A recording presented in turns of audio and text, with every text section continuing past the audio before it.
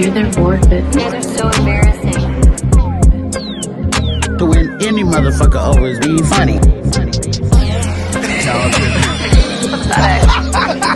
Nice work, you dunce. The music's great. I feel like I'm at a bar mitzvah. I love it. That's the point. Stomp on a glass. I need to lift a chair. Hell yeah. Oy vey. Yeah, I'm ready whenever you are, Mick. Yeah, we're rolling. We're ready? Oh, shit. We've been recording. We're rolling. Thank you for tuning in to another episode of Thee Stool Podcast. You already know, it's me, Johnny, a.k.a. JonnySavag. And to my right, I got my... Are you eating and drinking right now? Yeah. Come on, dude. We're starting. What? Put that down. It's down. I got Anthony here. On my right. What's up, everybody? Anthony, John. How's it going? And then on the board today, we got Mick. Mick is hanging out. What's up, guys? What's up? I'm here. Before we get started today, go ahead and hit that like and subscribe, guys. There you go. Appreciate y'all for tuning in. Share it to everyone Like that you think is interested in being a degenerate. Can I do a little jingle for us? Like, subscribe, hit that bell. Degenerate. You know what? We should actually record it legit, Right? Like and put some music behind it. Like, subscribe, hit that bell. I like that. That'd be fun, dude. We should try that. Nice. And today, guys, we got some couple very special guests, guys that are in the local music scene over here in SoCal, and guys that I've been in the mix with in different projects and stuff. But we got Mr. James Williams, aka Jay, This is Suffering, Face Your Maker, a little stint in Smoked 909, and formerly of Shrine of Malice, and now currently in Disfiguring The Goddess, Soul. I don't know if I'm saying this right. Dewyuli? So it's Dewyuli. Dewyuli. Night Prayer, and also he is the host of a Pit to Plate live stream podcast. And what is it? Sports and... It's a baseball and like metal news, but like 70-30 baseball metal. Love it. And then we got Mr. Josh Null. A lot of people know this gentleman too. Drummer for Traditions. Purged Engine is his solo project, yeah? Yep. Awesome. Well, great. Kind of duo project. Got it. Love it. Great drummer, guys. I'm telling you, this guy right here, and producer engier.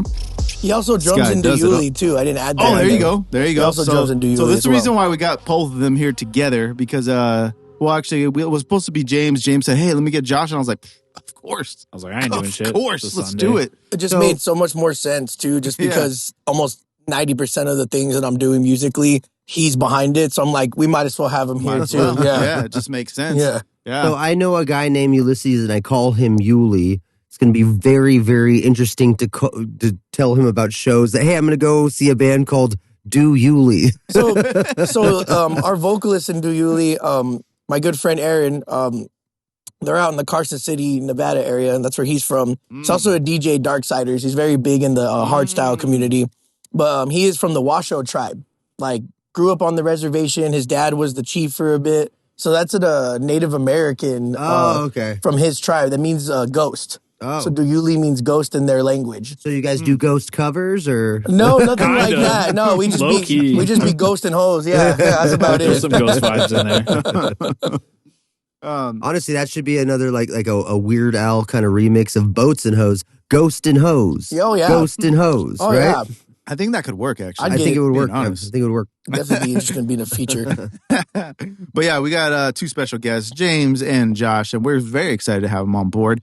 Let's start with James, bro. Just, tell the people who you are, what you do, what you play. Lots of big thing here is like, I know a lot of us are multi-instrumental, and I think you're one of those guys. You have 1 minute. Go. No.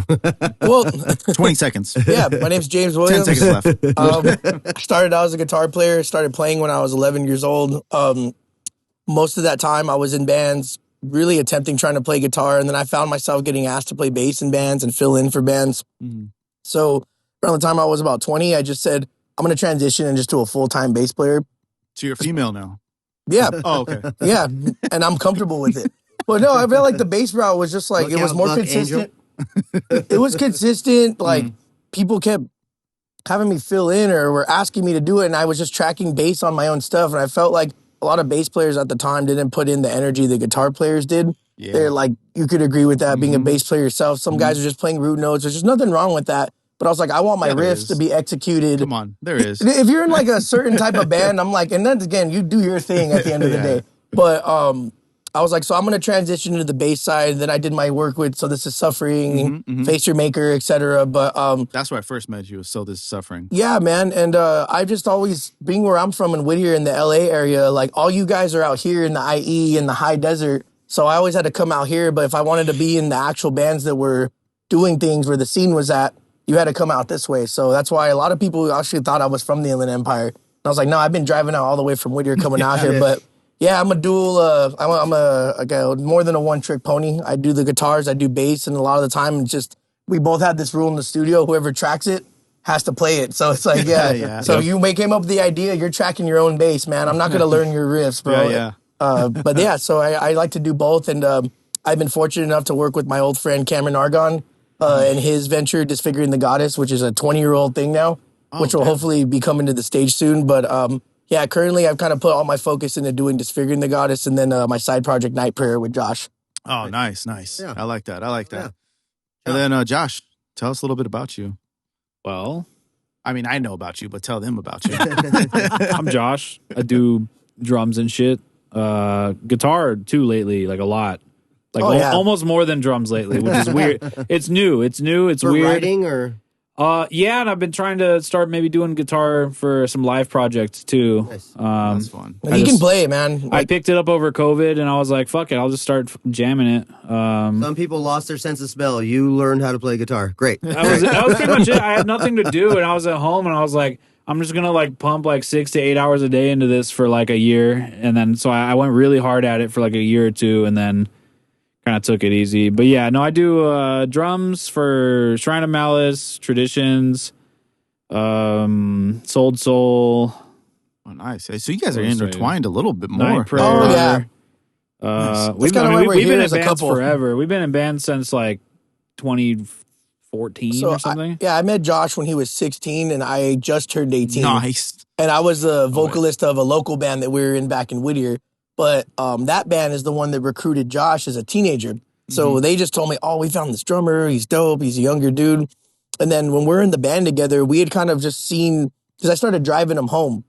And we were like into similar bands. We were just having a lot more in common. He was willing to hang out after and go get faded with me at my house or whatever. Yeah, we get all dabbed out and play So Oblivion. he Trip started to Jack in the Box, you know. Well, he started real Del Taco, bonding Del shit. Taco, Yeah, Del Del Taco. Taco. There you go. There you A lot go. of Always Del Del Taco. Del Taco. Comes in clutch. I don't mind that. And then he had hit me up one day because he had started getting his recording setup dialed in his little home studio that he made.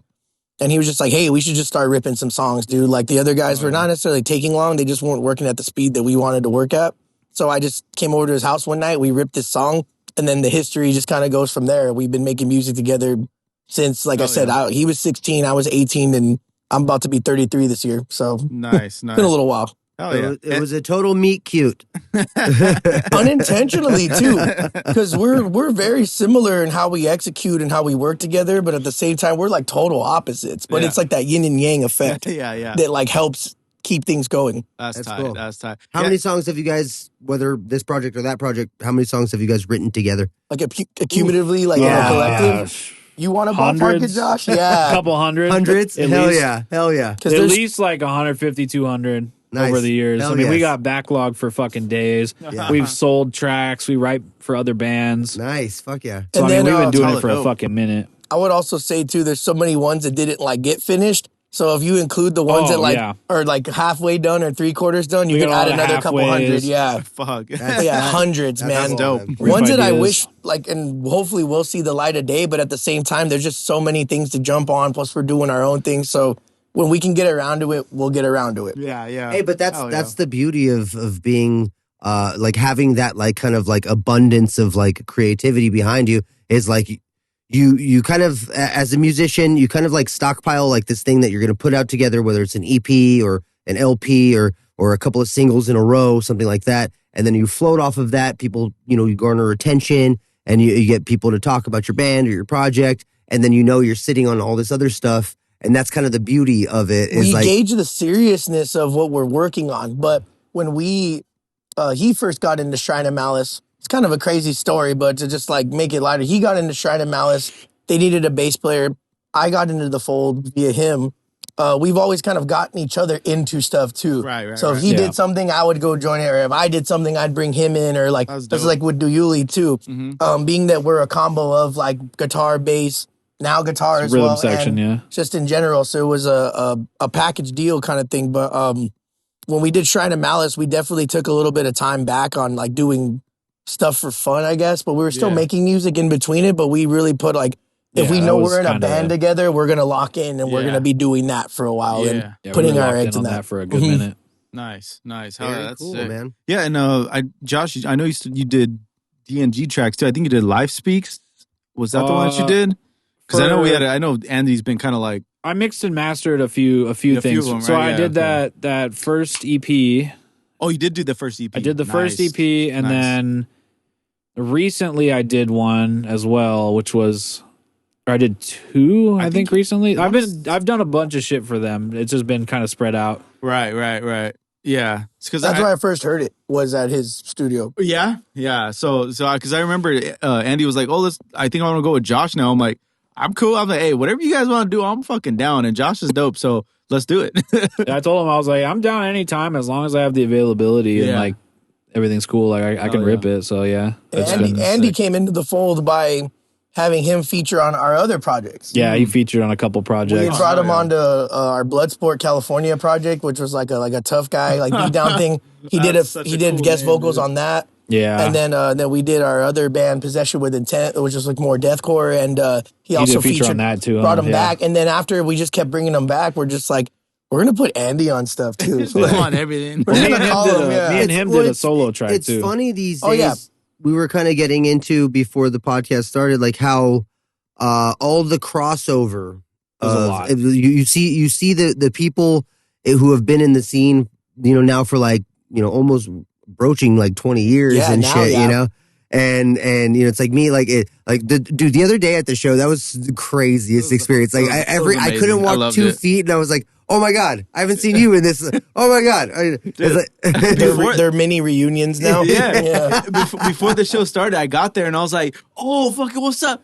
Like every corner I turned, I was like, oh, what's up? Oh, what's up? I was like, it was wild. This is amazing. Wild. And it's funny. So it's like we have this little like microcosm of a scene that we've created. And a lot of us like help each other out and they help us out. And it's awesome. It's just it's a cool thing. I didn't know. Maybe I'm just being ignorant here, but I didn't realize that that's kind of how like the scene would work. Yeah. And I always thought it was like, oh yeah, this is a band, and then this is a band, and then this is a band. It's like no, like a lot of the time, like we're all just kind of like trying to make music, play shows, hang out with our homies. It's pretty crazy, man. That's what the intention should be. It's not always like that, but like some people do just do their thing. They're like, this is my band. I do just this. Right. Some people do that. I know plenty of people that do that, but I feel like a lot of people also just do everything because they want to be doing more. They don't just want to do one band. Sit still and shit. Yeah. Oh yeah. And then definitely it's just a waste of like being able to like create different stuff. Like you never know if you're going to collab with another artist in the area, and that might be a thing that maybe has more potential than the thing you guys are doing separately, which is how we started doing our shit. Yeah, but, that's the way to do it, really. And then literally put all the eggs in all the baskets. Yeah, well, it's like there's this thing that I used to say for doing local things is like you want to go wide and then pick the winner.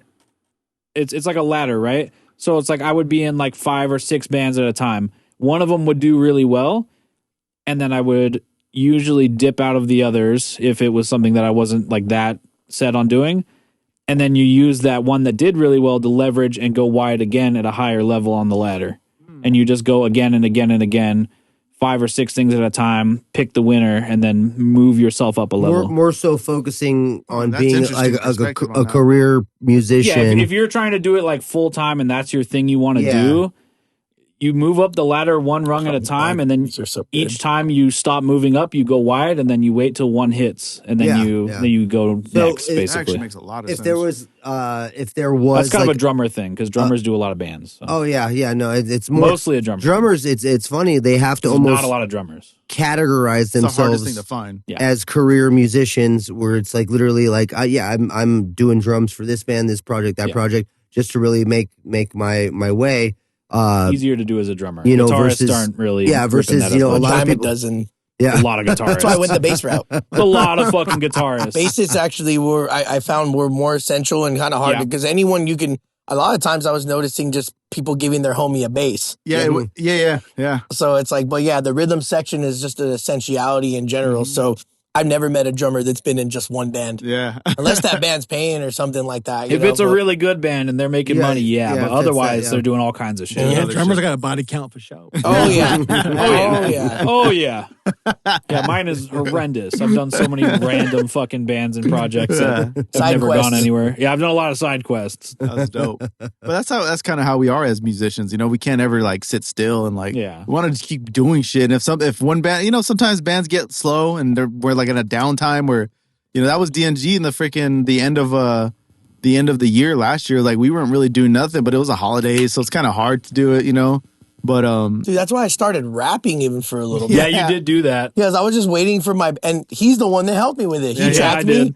I bought these forgot about beats. that. He had sauced them up a bit. He tracked me with the vocal chain. We had I think it was the OVO, like Drake vocal chain that you had. Kinda. It was like the Temu version, but yeah. Yeah, but It sounded good. But I literally did that just because I was like, my bands aren't working right now. Yeah. And I don't want to not put anything out. And I'm not really in a metal mood. So Change it up. I'll make it real quick. And once again, I left it where it was at, though. I haven't made it since, but I did that for that reason. Yeah. I'm like, I can't just sit here and do nothing. And he's the same way, too. That's why he took on, in my opinion, and I'm not trying to speak for you or nothing, but I feel like that's why he took on Traditions.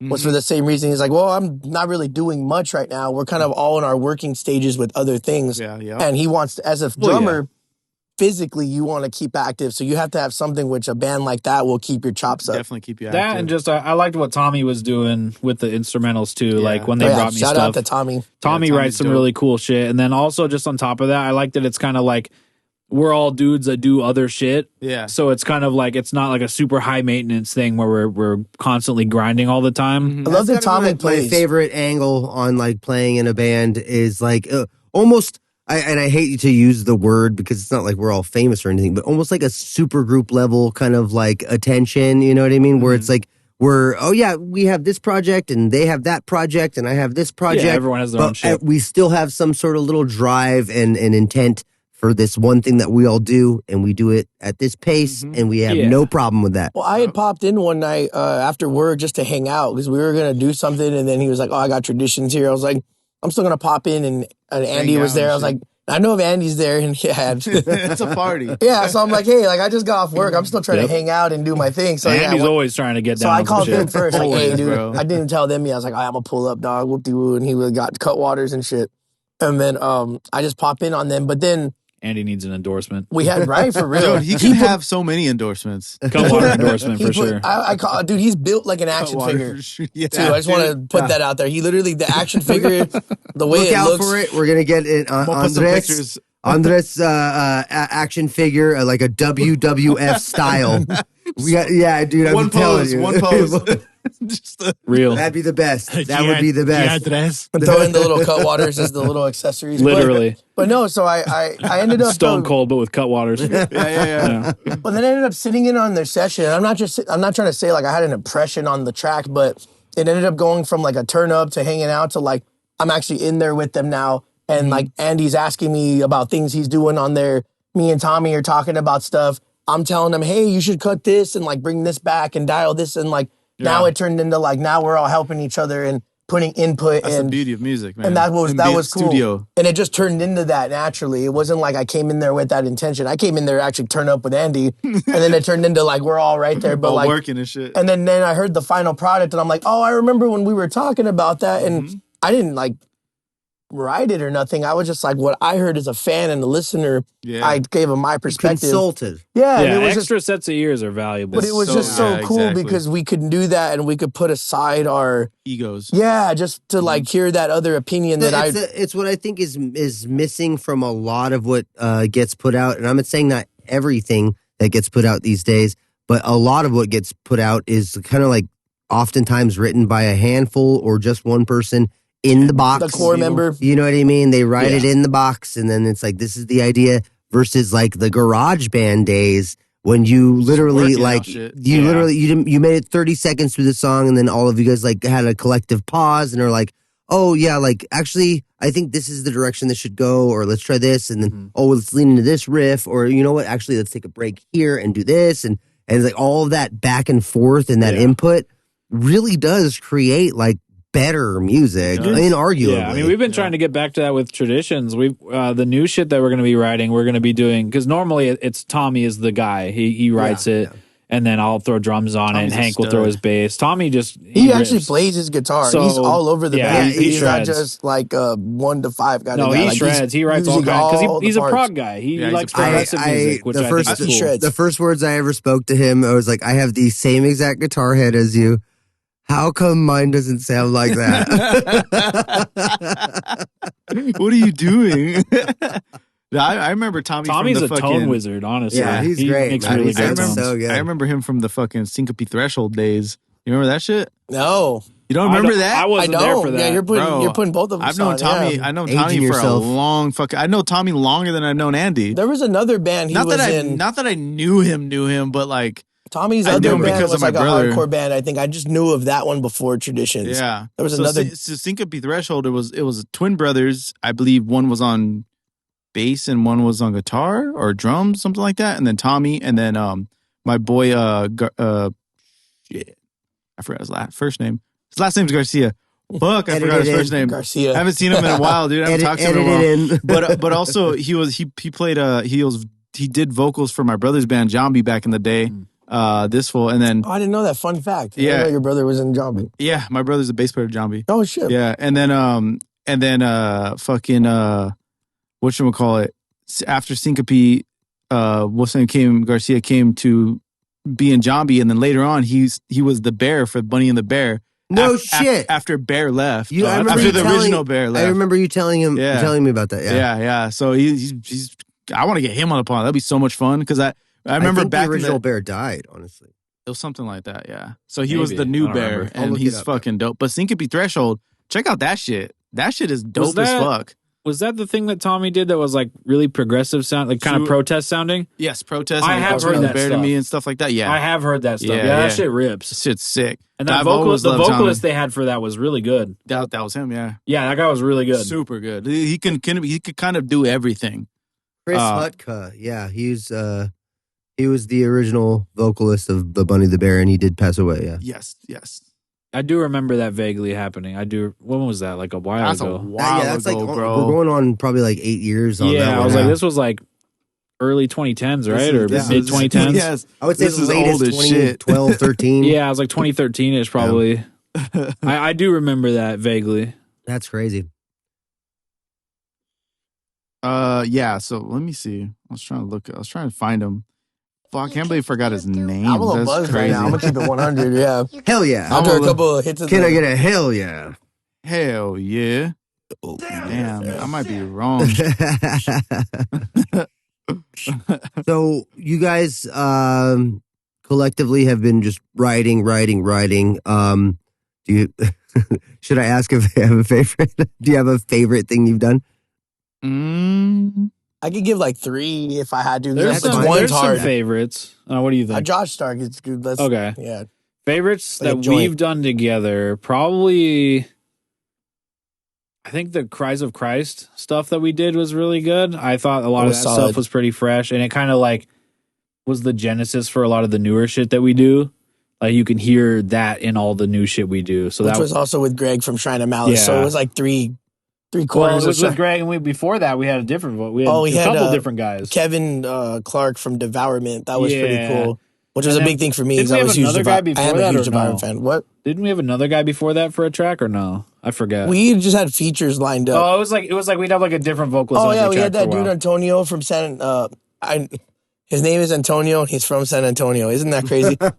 That's Well, yeah, funny. he was in a band from down there. I forget the name, but he was a really brutal sounding dude. Yeah, we had a couple different Yeah. dudes for a minute, I think, for that. But Every yeah, time that I project was toured really and I cool. like played with local bands too, like if I found someone brutal, like I always followed them just in case I needed you're to call wrong. them down the Brutal road. guy. I would find these random brutal dudes and be like, I got a guy, don't trip. You look on like Instagram. But Cries of Christ, you would say, and then what? That was like a favorite, and then I think let's see, what else more? I think the Bloodsport stuff too. I think Bloodsport was never. fun. Yo, I think that- Bloodsport never got a fair chance. I I think need to hear. No. I need to hear that because that name is Fun fucking title. Yeah, dope it's as title, fuck. yeah. Bloodsport California. It's or Bloodsport CA. It's Bloodsport all one word and then CA. Is there any of that shit online right now? Yeah, It they got is. a music Yeah, video. we had a couple. Andy's There's in two it. videos. Yeah. All right, Mick, we gotta cue was that it, up. Andy's Dealer's in the. Choice? I know it's not even what they It's called brought to the Dealer's table. Choice. No, fuck Yeah, that. it's We're gonna listen to this. Fuck all the other gay shit they brought so, up. We're gonna. Yeah, go ahead, man. Yeah. Yeah, I mean, we got time. Bloodsport, I wanna see what the California, fuck the- Dealer's Choice. You can, Dealer's choice. Dealer's Yeah. choice. Bring that up, Mick. Good. I'm Also, excited. I love that name too. I love for a song. I want to give a Dealer's disclaimer. Choice. We actually made a lot of these songs years ago. They're old, yeah. And then like we retracked them and like redid them. There was different vocalists. Dealer's Choice was my I was really into trying to like direct the videos and like assist with Zach Perez or whoever was working on the video and try to put my input and like Yeah, build Zach did that props one, and huh? build like a setup and kind of stuff. So Dealer's Choice, we found this location in downtown LA. They had a couple different settings. One was like a motel that was really like yeah, a place was fucking cool. abandoned looking. There was like a cool brick wall. So we basically I turned it into like a drug deal gone wrong Okay. and made it into this So we video. have a whole theme to the video Yeah, here. yeah, dude. Hell yeah. Joseph Garcia was the guy's name. All right, let's I go. know Joe. Did he play for? He's done a lot of music in the local scene. He's a bassist. Damn, I haven't seen this in a Vocalist. while, Josh. Yeah, this is a throwback, low-key. It's just real tough shit. Oh yeah, it's a beatdown band. I love this, bro.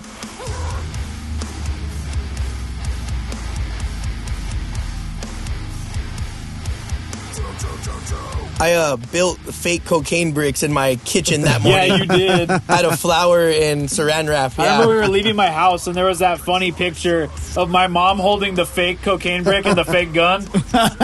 That's great. That was a great picture. What are my sons getting into? No, she was Yeah. like, fuck it, this is sick. I had a whole Hell yeah. duffel bag full of them too. Yeah, I made those. Oh, you I were made listening to the those. Stephen Shit, Carpenter dude. guitar on that one too, huh? Oh, I wrote these songs with Josh. Yeah, so me and Josh made these songs, and then we had this vocalist Jay who was doing that time period of Bloodsport, and then And now he's doing time where at in San Quentin or Jay's he's modeling and doing his thing with Oh, Harley shit. Davidson and yeah, dude, He does all kinds of shit. I was saying, Yeah, I was he's about involved. to say, this is that fool definitely killed somebody. And oh, there's Oh, there Chris. he There we is. go. who's that queer bait? Oh, that's Andy. His voice is all high pitched. Yeah, you got all tough with it. It was just fun to get my friends Dealer's Choice, guys. So it's like the dude that's getting robbed, the dealer, he's a vocalist in another band we do, Possession with Intent. That's my roommate, Greg. Yeah, and Greg, then I man. got all this fake money. So there's a scene where we get our other friend Benny, and him and Andy rob him with a gun, and it's just Oh, this it is was sick. cool to This was make a really this- fun video to do. It was it was Hell yeah. all of our friends, and we were just making ourselves look Acting really like grimy. gangsters. Yeah, it was all cap. We don't do any of this shit. Yeah. Yeah, literally. My idea of an exciting night is ordering a movie on Amazon.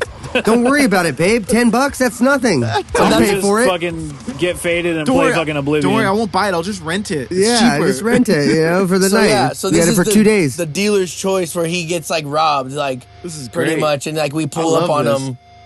But yeah, Josh did all the production on this too, and this is older Josh good. production. This is some old production. I like that bass.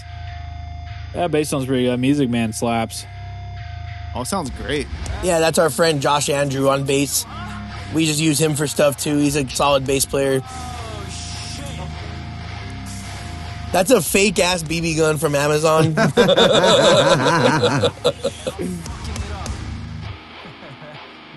Yeah, Zach Perez did this one. Yeah, he's great, man.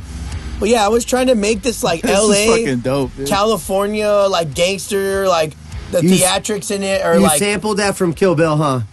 the. The Oh no, that's No, that's, actually so a lot of rappers use that in their songs. Yeah, So yeah, we yeah. took that Metro Boomin and a That's lot Metro of producers. Boomin, yeah. So because The other straight jacked. other Bloodsport songs had trap hi hats, so we were trying to incorporate the hip hop I mean, grimy drug we had that dealer, one work you in know? progress one we never used that was like super hip hop. It had beats in it and like And breaks Jay for could rap parts. very well too. Yeah, so because he was a- rapped on some of the songs too. I don't think that's we put dope. out too many of those. We had some leftovers, but and that was Josh's like Null Soundworks that was because my he's the one that did the old audio. logo. Yeah, I have a new logo now. Era. No. But yeah, Bloodsport was fun, man. That's was dope. sick. That's I liked fun. I like that. I love the name, like the whole like, Yeah, we love aspect and Era in style, this style household. of it and everything is sick.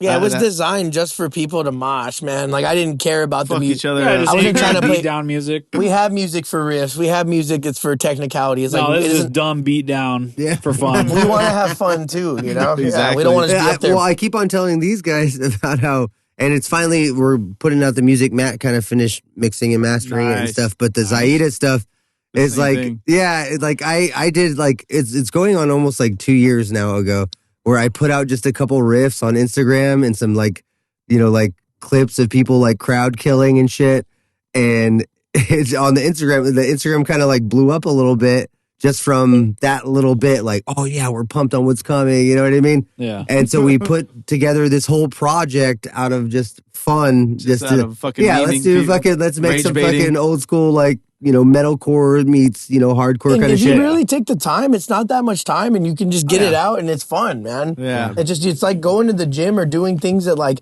you're not excited about at first, but have good results in the payoff. Right. Where it's Yeah. just like even with us when we do the night prayer project, I'm like, we put 3 hours aside of our day, we come out with a banger or something we're happy with. So if Yeah. we just make that little bit of time to do those fun little side projects, like it's actually a lot more fulfilling than it could seem, and then sometimes that shit will stick. Yep, exactly. Hey, Mick, speaking of crowd killing, go to the Instagram real quick.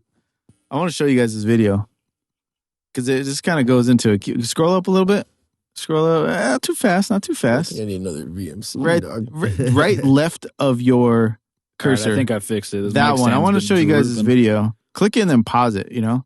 Hopefully it I stays. just shortened it so it's not leaning as So hard. Right? That's always been my 7, problem I with it. think. It was just all the way out here. Yeah. Oh, I damn, think I I was fixed it. right. All the weight is just. No, You need, like, okay, not that they one, make not that one, not counterweights that one. that screw on the Not back that of one. these sometimes. You just got to click off the screen, yeah. That's That what it's up, for me. one more, right there. And then pause it. Look at this kid. Look at this kid right here, right? What the I hell? want to show you guys. Can you guys see that okay? Yeah, I can see it. Okay, there you go. See on the side right there? Yeah. Now, like, what's up with this, dude? I want to show you guys this. What's up with this? This kid was targeted. Ooh. Ooh. Boom. He got hit twice. Dude, that shit Oh, builds not character. again. Oh. Oh. Yeah, that's what I call character building. Yeah, that's growing up right there, dude. That's character building. Like, and for that young man, which I give a lot of props for, because I got fucked up by people when I used to go to shows back Oh, in the yeah. day, and All the I time. and I thought that I was like, oh, I'm younger, so if I'm in here, people are doing that shit on purpose. No, you were just getting bullied. Just getting bullied. But Yeah.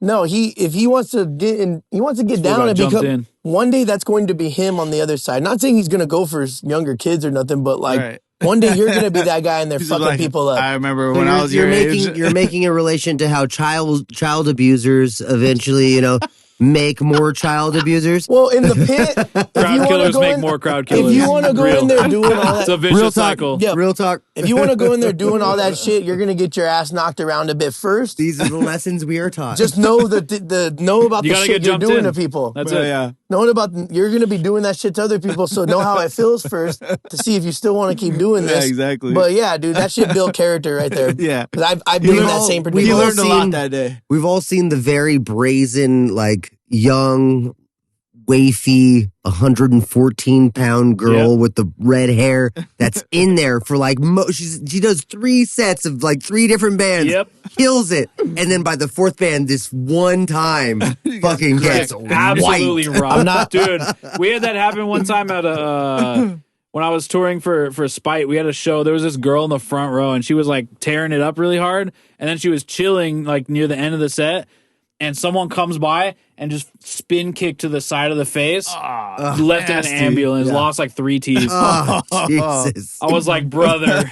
I was like, you gotta be careful, man. You gotta watch, just not watching the surroundings at all. I was like, you're in there doing that. You know what that shit does. You gotta watch yourself, man. You can't just be on the side, not looking. Yeah, never. You gotta be on your ones and twos. Yeah, and no, shit. I mean, I'm more of the stiff armor. I really Elbow out. Yeah, Give I'm him the a stiff Heisman. armor. You give him the Heisman and I shit. give him the elbow. And then sometimes you give it a kick, Yeah. give it a That's the solid Heisman, kick. dude. But yeah, no, that's more my speed as a elbow person out who's approaching every time. 40. This is the Heisman. Here comes autism. So you give him one of those and you kick him. That's the Heisman, dude. That's the Heisman move.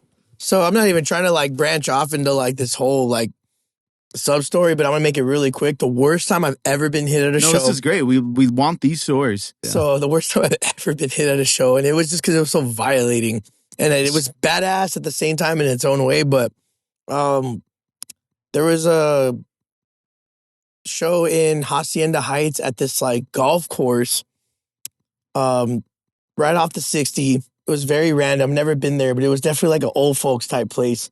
And they used like the recreation room to like throw a show.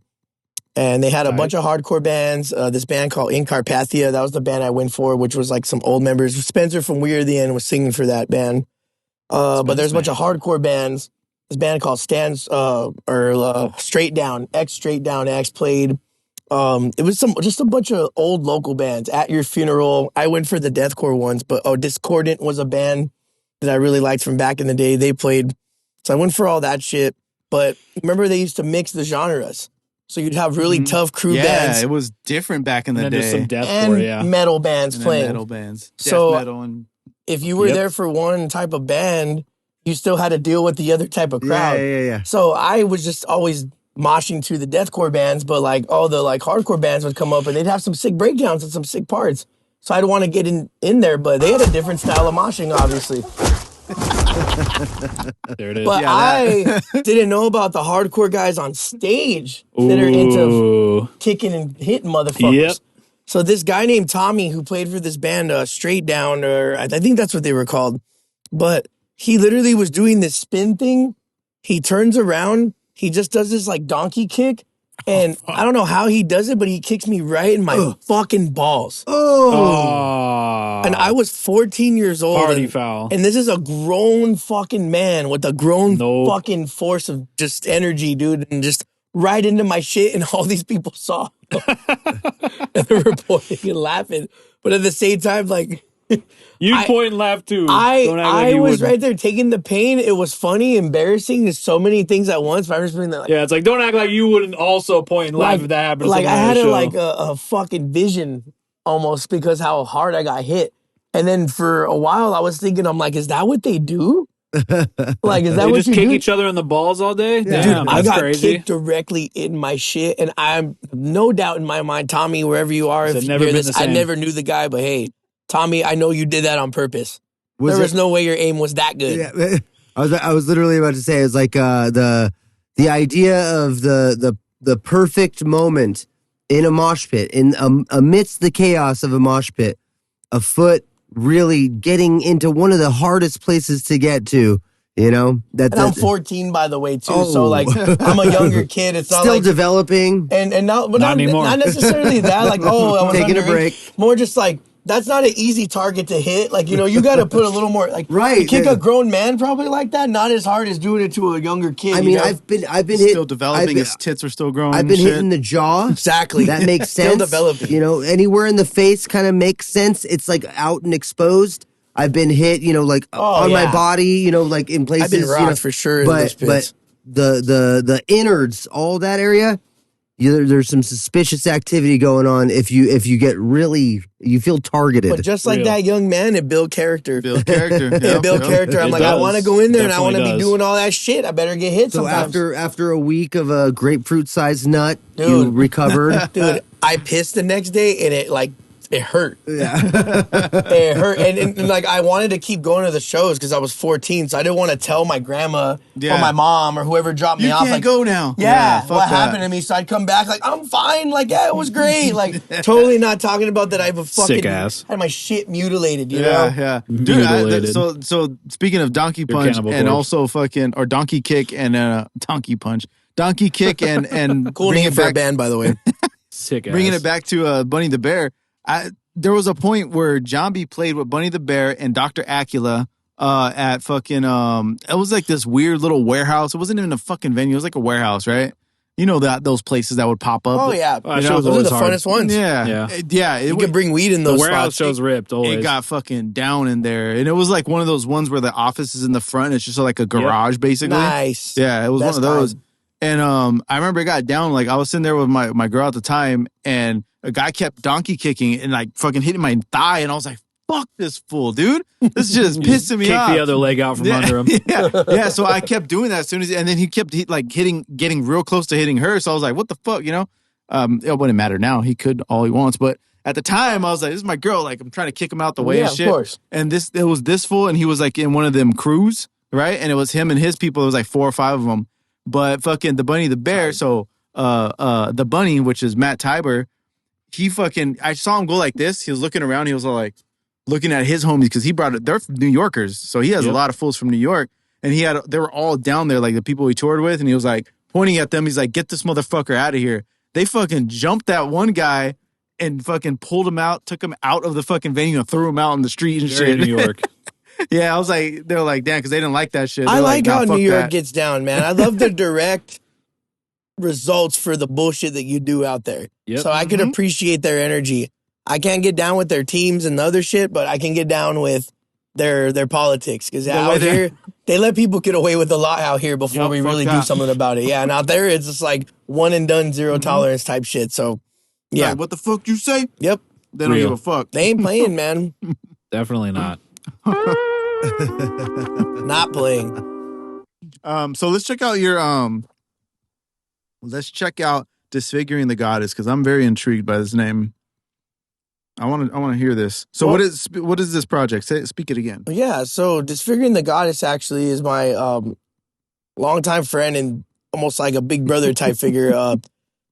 Cameron Argon, he goes by Big Chocolate. And he was My favorite Chocolate. milk reviewer. Big Chocolate, yeah.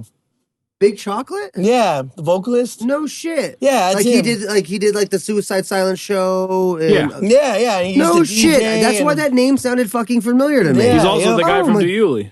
No Yeah, shit. he's also in Dewyuli as well. But yeah, so I told you the scene is so fucking incestuous, Yeah. dude. It's It really crazy. is. It's crazy. I love it. What I the love it. hell? That's crazy. So the thing with Cameron is I've known him for years. Since I was a teenager. He helped my old band, my local band, make an EP that helped me kind of like start getting myself out there more seriously. And he's always like, included me and stuff when he could. He stayed at my house for a bit for some like a very short time, but he stayed there a couple weeks back in like 2017. So we've always been close. So a couple years back, I was just kind of bummed about work and like just the monotonous day to day. I stopped touring, so it was just like adjusting from traveling all the time, just going into being back 9 to in 5er and just one spot all the time. Yeah. Versus you're just always on. It really does kind of like I don't say withdrawals, but you're like, damn, like life's boring. So I was just telling him like, yeah, and being in Hollywood and being in LA, you're in like a bubble out there. Like it's definitely its own type of energy. So I just be on the phone with him, and he lives in Carson, Nevada, like that area, very mountain range type, like just beautiful nature area. So he's like, you got to come up here, dude. You got to come up here. And the original plan was for me just to go up there and visit him and hang out and retreat.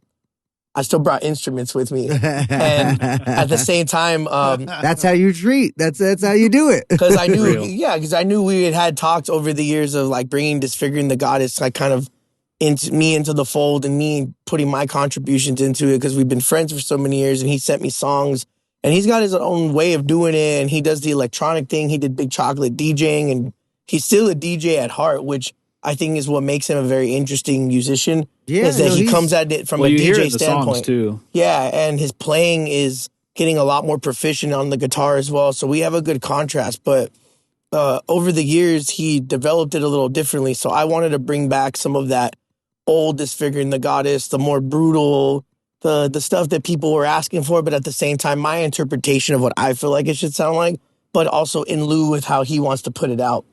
And what turned into a social trip ended up becoming like a music video, new single, and a reintroduction into this new sound that A genuine venture, you know? yeah, That's and dope. I love that. so then it just kind of turned into me like being like, yeah, like I think I'm gonna focus more of my like effort since I'm getting busier, I'm getting older now. Like me and Cameron are both respectful of each other's time, and like like he's had this project going for almost, I think now it's 20 years. They've been around since 2006. Oh, wow. So now, we're in 2026 now. So it's 20 years of Disfiguring the Goddess. It's yet to get brought to stage, but in that time, he's been in Burning the Masses. He did the tour with Angel Maker. He's been on a feature, and he's a big influence to a lot of vocalists. So it's like, he's been my friend for years. So I had this comfortability with him, but at the same time, like, I'd be a liar if I said I wasn't like honored to work with him and like feel like privileged almost to be able to be a part of these things, because like he could work with a lot of high profile people. Yeah. And he's still, working with someone like myself that he's known for years, that like, I don't feel like I'm high profile, but like I have stuff to bring to the table. So he's letting me bring that into his world. That's dope. But I'm also respectful of like how he wants to do things. So I'm definitely more like his first mate. I let him, like, he's like the captain. I let him steer the ship, and I just kind of like him here, just put my input. But he's a force to be reckoned with because of his photography, his videography, Very been in the impressive cameras a lot as a lately. creative force, I would say. He Honestly, does it even all. as a person who doesn't necessarily follow him, I'm super familiar with a lot of different things that he's done, which is pretty crazy to say. He it's- doesn't drink. He doesn't smoke. He drinks milk. He's very like calm. Shout out Chocolate milk. Shout out Milk. He's not like at all what people would probably perceive him to be. He's a funny dude. He likes to just, he's a very well-rounded guy. He's grounded with family. So you would never think this dope. really brutal, influential dude would be this just down to earth, just But very. I love that, man. and he treats everybody I love like the a human, idea of he doesn't have no ego. Just a very chill guy. We've talked me a a lot. lot. We've talked a lot about Ronnie Radke on here. I would say that's the opposite end of the spectrum. I really like. Fuck that. I guy. really like the kind of person who could make this kind of That's what career I gotta say and about be Ronnie Rat. No, I'm just and kidding. be the everyman. I just see him stirring up his thing, but like I have a different mentality because I'm just like, hey, you know what? To me, his numbers are up. It's good marketing. He's got money in his Right. pocket. Like, He's I a- can't hate the guy. He's Like, a troller. but That's it- why. but I don't look too much into the controversy, I To me, guess. it's more of a proof of the idea that Of people course. like sensationalism over content and actual like Oh, absolutely. you know what I mean? Yeah. So it's completely. like so that on that end of the spectrum you have your Ronnie Radkes, and then let's say you have your Camerons, where he's kind of I'm just a guy. I'm just a mellow guy, Yeah, look but at- I'm I still mean, look at him in talented. that I'm still video putting right it there. out. There you No go. tattoos. He's just wearing the clothes he wants. yeah. Like, he's not trying to like fit any Oh, kind yeah, of look, let's- but he's one of the most brutal dudes I've ever heard in my life. Honestly, I forgot that's what we're talking about. Now let's watch it. So yeah, this is Shadow of Death. This is a song we were just making just for fun. We wanted to give it like a dying fetus feel, Nice. and I actually did vocals with him on it. That was really cool too. Hell yeah. Yep. And he has such cool samples and tones and the access to that's Aaron, our guy from Dewyuli Studio in Carson City. That's a really nice Fuck yeah. studio. Yeah, we just whipped this up together. wanna come hang out, I was dude. literally gonna ask you. I was like, you guys just probably did this like in an afternoon, huh? We whipped this up really quick at his house, and then we'll take it to Aaron's because they have Big Slime, which is the chain and the mastering that like all this actual hardware. Yeah, they got a that lot of run it analog through. hardware Yeah, there. It's Oh, really that's sick. and then Cameron films all this and edit. That's the thing too. We'll track it, make it in a day, and this guy will just film it for like 20, 30 minutes, get some clips of us, and then in that evening he That's has the that. video.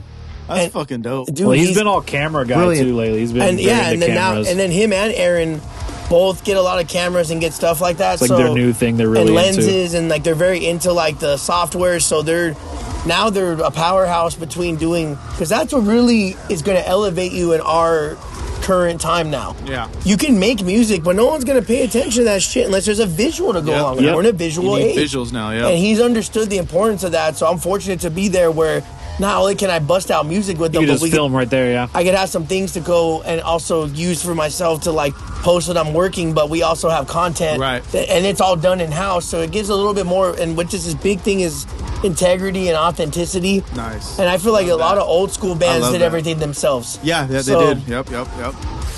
kind of had to. You didn't It's have the a current choice. punk rock in the digital age. Yeah, exactly. And that's his thing too. That's his first original background was doing punk as a kid. Huh, So when he showed me all his like real shit that he was making when he was younger, he was in punk bands and making punk music and shit. Yeah, so, that's dope. but yeah, doing Disfiguring is cool. I brought my elements into it. We have a lot of people that have their say into it as far as the like people we trust.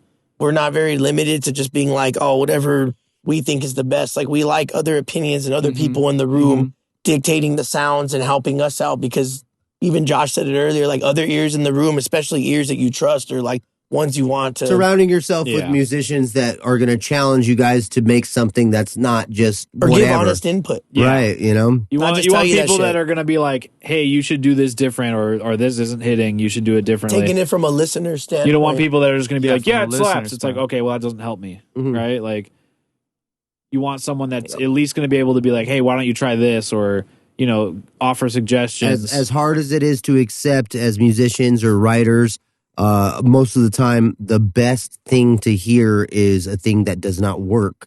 You know what I mean? Oh, yeah. I always prefer to hear that because if someone tells you it's good and then you put it out and it's not good, it's like, well, that just wasted all my time. Yeah, exactly. And it's hard to tell sometimes yourself because you get tunnel vision on a project and it's like, I can't tell if it's good. I got to have a few other people I know listen to it. And there's only a handful of artists that could actually like genuinely possess that stubbornness of like, this is, I'm going to make the world understand this. Well, there's a level. Well, it's also too like if you're stubborn about it and you want it a certain way, that's one thing. But you can still frame it different if there's like some little context stuff you can change to make a part hit harder. You don't have to necessarily compromise it because someone said it wasn't good. You can just do minor alterations and you still have the core of that thing there. It's just how you frame it. Yeah, and the kind of the palatability, the universality of a part or of a particular piece of music that you're writing is kind of dependent on the idea that it's not only born from, you know, someone's like artistic idea and then kind of honed by the surrounding input that you get from it. It's how it's packaged, right? Like I feel like anything can be marketable if you package it in a marketable way. But you have to and usually you have people in the studio when you like are doing something. If you want people there, it's usually the people that you trust. Right. Yeah. So like usually the people that are in the room are most of the time credible to some degree. Yeah, it's people that you know from other projects or you've worked with before, and you know that they know their shit and they know what works. You guys want to throw down the gauntlet on someone who's like come in and been like not on the vibe, just not on it, in just all experiences. In all experiences. Yeah, you want to go? Do you have one, Josh? I'm thinking. Who's not? actually Who's funny not question, been on it? Okay, I'm gonna say the those. story, but without the name. Okay. I have Would one I know too. who it is, or is it Yeah, fair? without the name. That's Actually, cool. do us a favor for the room. Say the name. We'll bleep it. We promise. No, you don't I gotta don't want to say the name. No, yeah, just say it. But Josh will know as soon as I tell the story. All right, hit it. Tell the story. Oh, you'll know. Which one is it? You'll know. That's a great story. I think I Just know tell what it. you're gonna say. Yeah, I think you know too now. That's a great question. So we're doing the recordings on Possession with Intent, and we're having some good sessions. And the way that I designed Possession with Intent is I wanted it to be like a Wu-Tang kind of thing. Yeah. Where like that. we have a band and then we Bunch have of like vocalists, 4 or 5 yeah. vocalists, like a Fuck cipher yeah. where And it's they're just not like all on every everybody. song. It's like some songs have 2 or 3 of them, and then some songs have these 2 guys. But Yeah, some people like to reference Wu-Tang. Some people like to reference Hollywood Undead. You know. so It's kind of the same. because I had a friend that actually was going to idea put is the DJ. same. He was going to DJ in it, so we were going to have this Slipknot type thing where we had this Fuck big yeah. band, you know. That sounds dope. And even though maybe not everyone would be on the song live, everyone knows the lyrics, so they can still sing on it. So I just Yeah. thought I'd be this powerhouse of vocalists and stuff. But The idea was cool. so we had a guy that was on a sesh one night. Andy was even there. He got in on that night. And that was funny because Andy just showed up to hang out. And I was like, hey, dog, you're here? You're hanging out? Like, get in here. Like, Yeah. like I asked hella him, dope. told him, but he was like Fucking dope. down because that's just the kind of guy he is. He's just like, oh, I'll throw down real quick. And I already like kind of wrote the part out for him and it was a quick section. But there was another guy in the room that was like, I really want to get on these like tracks. Like I want to throw down on these. And he's like a vocalist from a band that he does too. And he's one of Josh's longtime friends. And I know the guy. He's a good guy. I know who you're He's a talking good about. guy. That wasn't my birthday. It was on your birthday. We were doing a, we're narrowing it down now. Yeah, we were narrowing getting it drunk, down. but we were like being like rappers. Like we were smoking blunts, we were recording music. I'll like, do a that's thing tight. sometimes where like You were, if I you were have, like, doing all a- the stuff that you said you didn't do in that music video before. No, literally. Correct. Yeah, Correct. Except We're turning without that up. much blow. Yeah. No, every now and then I'll do a thing Not where like I that have people much. over No. and we'll do.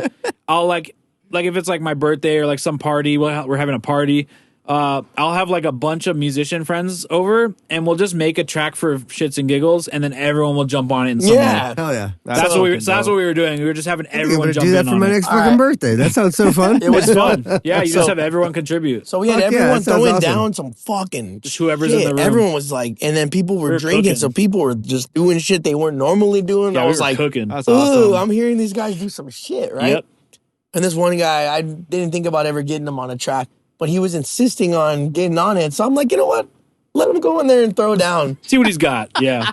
'Cause he's Setup is great, dude. and I could even imitate it. So he was in no, there. here we go, here we I go. made like some really Here we brutal go. part for him, and he was just like, Yeah, it was that. Wait, Mick, Like- pull up some music, dude. Pull some some metal instrumentals. Yeah, Let's do this right. pull up a metal What's that? instrumental. What style is it? Deathcore? What are we talking? Yeah, sure. Some We could call it that. Just look up like deathcore instrumental. Deathcore Yeah, instrumental. Let's dude, see. Josh could They'll also find it imitate fast. the vocal. You want to imitate him with me? He would just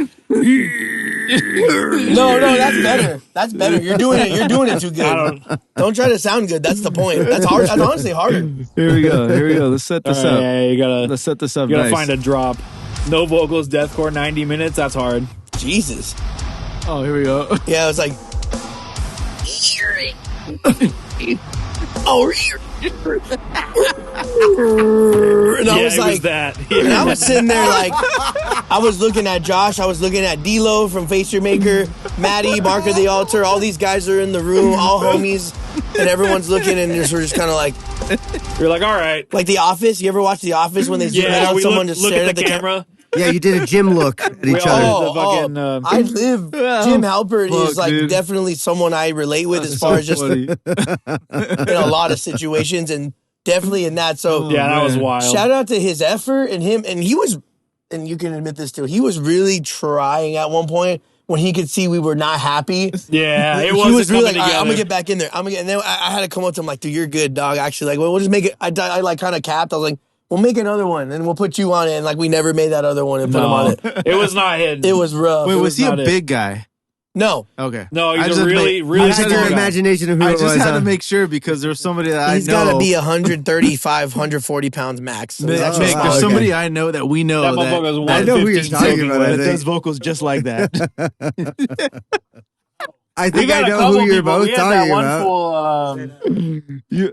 what was that dude? At Yes. Sanctuary? Gotcha. He knows. He came in for that one project with That's fucked up. We used to run a studio together You in know what I'm 2020 talking about? called Sanctuary Remember the Studios. one dude? It was like an actual recording studio. Like I don't want to say his name, but the one dude that came in to do the vocals when we were me and that one dude were writing that project, that low tune shit. Fuck. I don't want to say. I don't want to say his name. God damn it, this is hard. Someone like, Say it up, no one be like, text it to me. It was You can text it to him. What was his Oh, okay. when he came in? It was like that too, kind of. I don't know how much we want to go on this one because there is editing. So cool. This is T. Oh, now. okay. Now we're throwing names. Now, Okay. you want me to Alright, bleep we've that? We can narrowed bleep it Yeah, that. down. we bleep that, definitely. bleep that. Yeah. Timestamp. I was Yeah. like, I do work with the other dude from that. So. No, this is what it is, and that's why I'm not trying to put it out there like that because he knows. That's why he was like, but at the same time, we do want to like share, and we Yeah, could it cut was this to not just it. share the experience Yeah, at least. yeah. He had like everything down, the look, the vibe, Oh, he looked all sick. I was The like, all right, it's money- gonna be dope. the money. You know, like he's paying for sessions. He has trying to put a band together. He had got this band. He so put together funny. some cool instrumentals, and he came in there.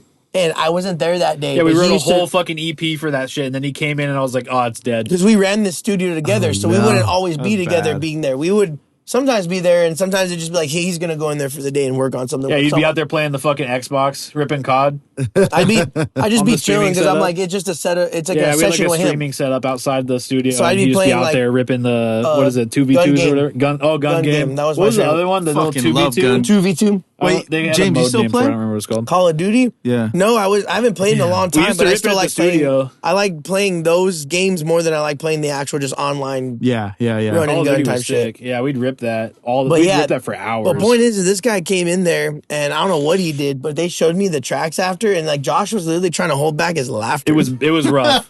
It was so rough. and It physically pained me. I usually, and this is kind of crazy to say, but I give a little more chances than he does. So like the fact that because he already got paid. I was already paid for it, so I didn't really give a fuck. I was like, this is as good as it's going to get. At the end of the day, it's your I'll give shit, input too, if I think know? something's bad and I'm working on it and I think it needs to be better. But if I can tell that it cannot physically get better because the Yeah, waste your capabilities of the time. people, I'm not going to sit there and be like, you got to get a new vocalist. It Like, was I rough. can't do that. I can't do that.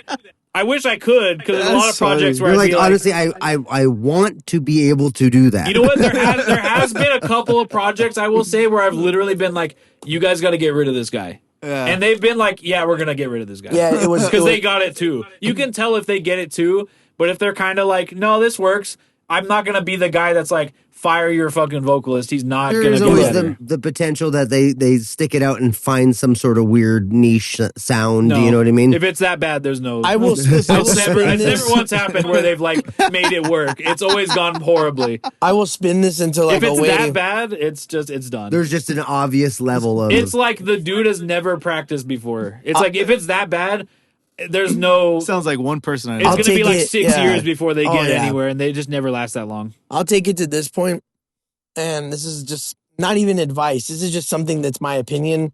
Yeah, You need to acknowledge practice. Play some Koyanashi for me, Mike. If you want to, please or play some Koyanashi. acknowledge that maybe this isn't for you. Yeah. Try something You have else. to. Now, Take up knitting. if I don't you know. care about your band and you care about it, like you will have that semblance or like, I don't know, like that balance for you to be like, hey, like that's my boy and I know he's doing his thing, he's trying, but like, nah, like that's just not okay, it. that's a great thing like to think about and because we've It's a had sensitive topic. it is because Especially if you they're your want boy, you want to tell if some you're cool with them. especially but if you see somebody trying music and they just you're just like fuck, It's just not it. It's the hardest part of being this an is engineer not is your having to thing. tell people. Yeah, this is not you. I'm sorry, this is not your thing. But it's like music is so like its own Interpretive. thing. Interpretive is a great way to say it. Like it should be for everybody, but like some people, it's like fuck, man, it's just not for you, dude. It was rough, man. And we've had I still. Did you find any Koyanashi? You notice at we all? didn't go Is into there a way? detail I don't about even know how how to rough it spell was. Koyanashi. The first video that comes up, you Yeah. can play it. It'll be fine. just We gotta- played a show with them for Mark of the Altar. Did you I play mean, that they're one? just. No, No, you sat that one out. No, yeah, Keo yeah. Nashi didn't play that, Bill. Yeah, it was. No, they weren't. No, wait. Yeah, it was said Mark of the no, Altar. they no, weren't. Or was you that played Traders? with them with Traditions. They're bro. my Tradition, number Tradition, one Tradition. example. Yeah. I get the He's bands getting- mixed up. he's getting Traditions all his played with bands them. mixed up, man. At Chain. It was them and someone at Chain. I don't know. That band's cool. The vocals aren't for me. Right. But Okay. the So, riff- so, but the riff's so here's fucking here's sick. Restroom here's right here? right. yeah. Yes. Oh, yeah, right yeah, behind the your red boy corner. got I'm gonna hit that dude, shit yeah. right after Do you- you. I've I've I been gotta knocking him piss. back, dude. There Those you go. White Claws got me fucking. I've been knocking him back. You're telling me you guys don't like that? The vocals aren't for me, but the riffs always hit really hard. That's though. the thing is, I really like their instrumentals. It's the same thing with Knock Loose. It's the vocals aren't for me, but the riffs He hit. said it. He said. I didn't say it. I'm not, 100%. I'm not saying it's bad. It's just not for me. It's not for me It's- either. it doesn't Fuck hit. Knock It Loose. doesn't hit what Hey, I no. like to hear. Hey, Josh. But the riffs are sick. Hey, Josh. Yeah. Knock Loose sucks. All right. We can all say. You know it, what? dude. No, the It's riffs fine. are good, and they have some songs that do rip. They had They're- that one with the they're music about- video where they were in the house. That more recent Yeah, one. of course they got That one, they're he was one-hit doing some wonders, shit yeah. that sounded good. He was doing some gutturals, and it was dope. Okay, cool. Just the standard Knock Loose vocal, that like higher pitched one, I can't do it. They're about as good as Turnstile. So let's keep watching No, Cotton I'll Eye. don't take get me I'll take started. their riffs over Don't get me turnstile started. riffs every day. You guys want to talk about the Grammys? Talk about the fucking Grammys. We should talk about the Grammys. I feel like to be if you honest. take any I don't know like why that wasn't a regular topic. hardcore vocalist and put it over like Knock Loose instrumentals, it's sick. It would be more. But see, this is It's just the sort of- vocals. This It's is just the sort of vocals for like me. my whole thing because I'm a person, like, I mean, I have my music projects. I sing the way I sing. Yeah. I think I have a niche way of singing. So it's like, I can't like It talk won't always be for shit. everyone. Right. I can't talk shit. I don't have the room to do it, but I want to. Yeah, I because don't it's just talk like- shit really. I just go, it's not for me because I recognize I'm like a lot of people like it. It's not bad per se. I just can't rock with it. It's just not my vibe. It's not my it shit doesn't either. it doesn't hit for me. But if it hits for other people, that's cool. I need It's some, just I need not for me. gutturals. I need all that shit. I think a lot of people like for some reason are really afraid to be like it's just not for me. They'll be like, no, it's sick, and it's like you don't fuck with it that hard because Yeah. you don't like it. Just say you don't like it. It's fine to not like bands. It's fine. Just you don't be like they're dog shit. Like you can do that, obviously, but I don't do that because We I do know that. We do that. We're those guys. We do there that. are some bands I will do that. There are bands where I'll be like, I just think it's whack. I think there's a But purpose. I most think there's bands like a I'm like, motivation it's not- behind it, though. There's like That's a true. there's a genuine motivation. It's not like a jealousy or it's not driven by this like, oh, I wish I got this thing. It's just like, why do other people get this thing? Yeah. Why? What makes it relatable to them? Yeah. Because that is almost insulting to my intelligence. Because I think it's a lot of it's just taste too, though, because it's like it depends what you is. came up listening to, right? Like if you came up listening to a bunch of punk and hardcore, you might probably like yeah. Knock Loose. Yeah, exactly. If you came up listening to like death metal and deathcore, you're probably not going to like Knock Loose as much. This is the thing. I grew up listening to a lot of punk and a lot of death metal. And I I never still really don't had like a punk phase. Yeah, I Still mean like them. that's true too. It's not everyone in one category, but I'm just saying did trend wise, it it may do be a song with Poppy or I'm something back. like that. They did. Yeah. So You refreshed. weren't into that. Didn't we watch I that think or we no? watched it. Yeah. Or did we watch all the bitches on that one song with Well, I'm Poppy? gonna hit the The, bathroom. yeah, Amy we watched Lee the and- We Amy watched Lee all the and- bitches. but no, that's kind of my whole thing too with it is it seems so like predictable in its output. You know what I mean? Mhm. That's the thing that I have. I hate using this word. I really do hate using this word, but it's all hipster. It's Yeah. all hipster bullshit. It's all these dudes music. trying to be cool You know what? and You know what shit. it is? It's the Family Guy joke about The Godfather. It insists upon itself. That's He's what like, it what do is, you even dude. mean? I remember that episode. It insists Talking about The upon Godfather? itself. And that's what I'm saying is The the best- fans of these I kinds remember of that one. bands He are was like- like, I don't like The Godfather. Yeah, I remember that one. I remember that episode. what? Robert Duvall? Yeah. Robert Duvall? Chris is like tripping on him. Yeah. Hey, Family Guy has some moments. It's Oh, pretty dude, funny, dude. hell yeah. I mean, they have I've been some, watching a lot of some of Family the Guy great and going to moments. sleep to it a lot lately. Yeah. It's a comfort show for It sure. is, yeah. Oh, I mean, Nostalgic. we mentioned The Office. The Office You is do a mine. little playlist, the Family Guy Office trade-off. I mean, that's Bro, perfect. So for one of me, the- That'll be great to Go see. I have a too. list of like just like my like comfort shows of like my go-tos of just like I pull up to Airbnb, a hotel. It's a fun topic. If I just know what to put on just without even having to think, it's going to be the list of Trailer Park Boys. Nice. I love it. Always. That's my number one. I don't know what it is. I think Trailer Park Boys is the reason why I love it so much because every time I watch it, it's reminded me of all this shit I dealt with these guys and etc. My roommate, my homie, whatever. So yeah, Trailer Park Boys, definitely The Office, The Office. Yeah. Cops. Cops. Oh, God. dude. It's so I much miss fun. Cops. I don't know what I have a it is. channel on Flex TV now that shows me Cops and Jerry Springer. Dude, Yeah. that I could was, ride. you just took my fourth one, That bro. could ride all day. Me and my roommate, well, we're best friends too, but me and my roommate, we were Jerry Springer security guards for Halloween this Oh, past that's year. fucking And we great. just ordered these shirts on Etsy for $15.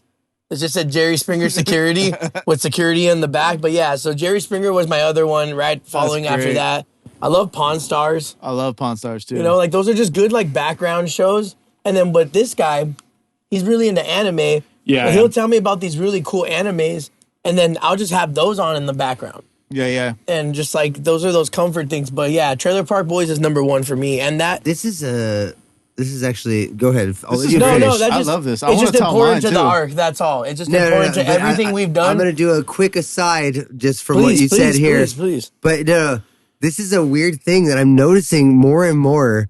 What? where it's like creatives, right? Or people who write music or do paintings or whatever. Having something on. Having something on in the Yeah. background. Yeah. Oh, I do that. 100%. Just constantly. It's just like a little like ancillary, like, hey, when I need to be distracted from my focus here, there's something there I to do that distract all the me. fucking When I do time. Disfiguring the Goddess. I think it's a real I thing. think it keeps you focused because what it does, look, listen to me. I swear I've never been diagnosed, but I know I have ADHD for sure. Yeah. Because I I'm think be everyone I'll, does exactly these what it days. is. I'll be editing. The internet's done that to everyone. Either that or I'm autistic, one of the two. But I'll be Probably like both, editing for the me at least. podcast, dude. And I'm like, all right, it's very, it's mundane. It's the same. I got to do the same shit every single episode. Super easy, right? But it's time consuming.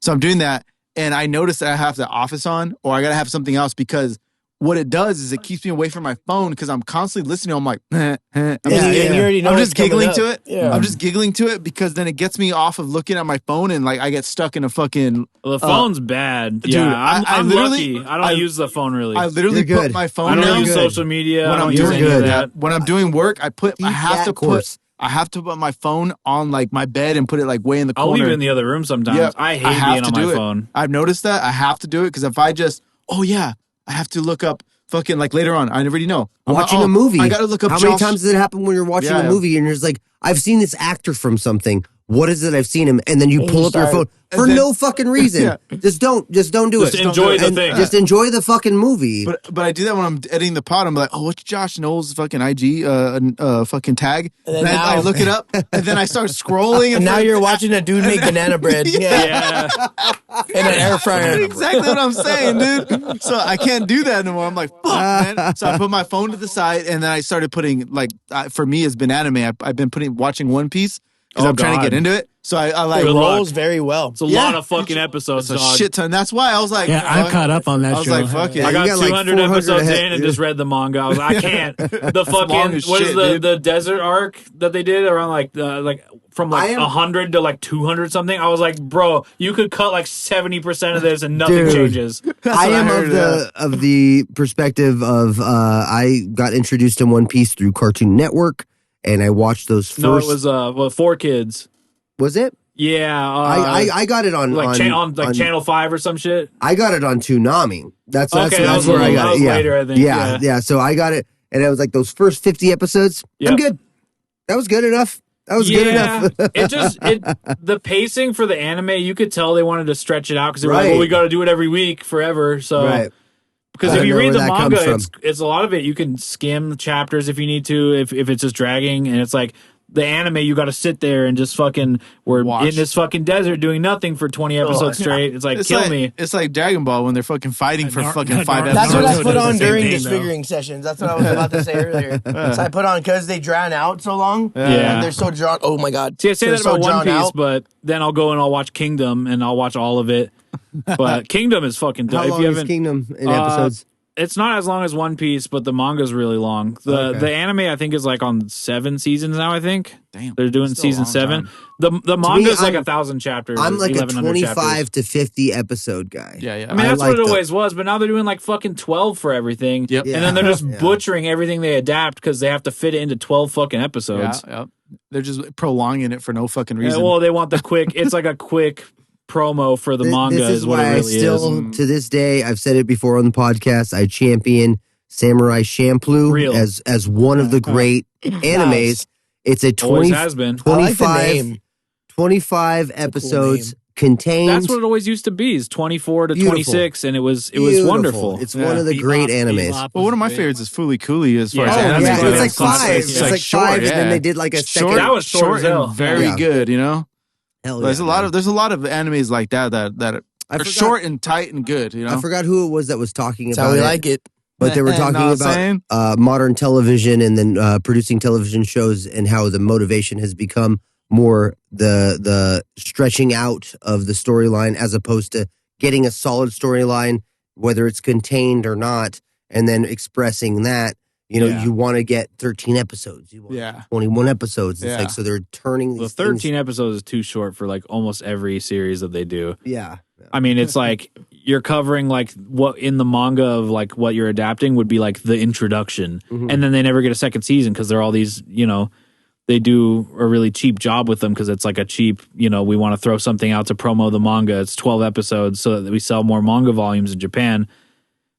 you just get left with this like 12 episode butchered introduction to a series, and then you never get more. Yeah, it's kind of. If you want more, you got to go read the manga. That translates into a huge point that I like to try to make about just art in general. It's like, what's the purpose of it? Is the purpose of this piece of art to be artistic, or is this the purpose of this piece of art to just like clearly make money? It's and like then, when like, people make a make marketing music plan to harvest for TikTok clips. You know, Right. you hear a band and it's like they have like 75 drops in a song, and they have all these like 30-second moments stacked together instead of an actual song because they want to cut it into TikTok clips. Right. And it's Dangerous. like you can tell when bands are doing it too, because you're like, oh, this is one clip, here's another clip, here's another clip, and you can just tell when they're just, it's a content farm. They're not even trying to make music. Me, man. It really, I think it's affected an entire generation of people and how they perceive what we used to take in as I think it's art. a product of the internet nowadays too, because it's made people's attention span so fucking short. So they can't focus for too long. So you have to make clippable moments in your songs, and I think it's fucking whack. Yeah, no.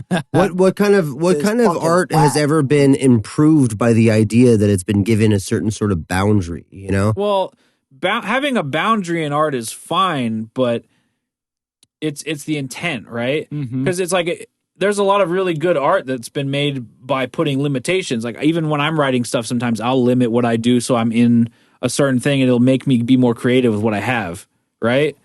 But when you're doing it for the intent of this is going to be a clippable moment, this is going to be a clippable moment, this will make a great reel. Compromises the whole thing. If at any point when you're making music, your thought is this will be a great reel, stop. Yep. Give up. Yep. I agree with you 100%. Go get a fucking fast food job. Like fucking that shit is fucking trash. Yeah. I hate that. You know, it's hard to watch that now, and you're watching more and more people be motivated by that instead of the idea of just like, hey, I have that's what does well. It's a feedback loop, right? Like people, I think it really stems from people's attention spans deteriorating from all this short form fucking content. People need to get off their phones.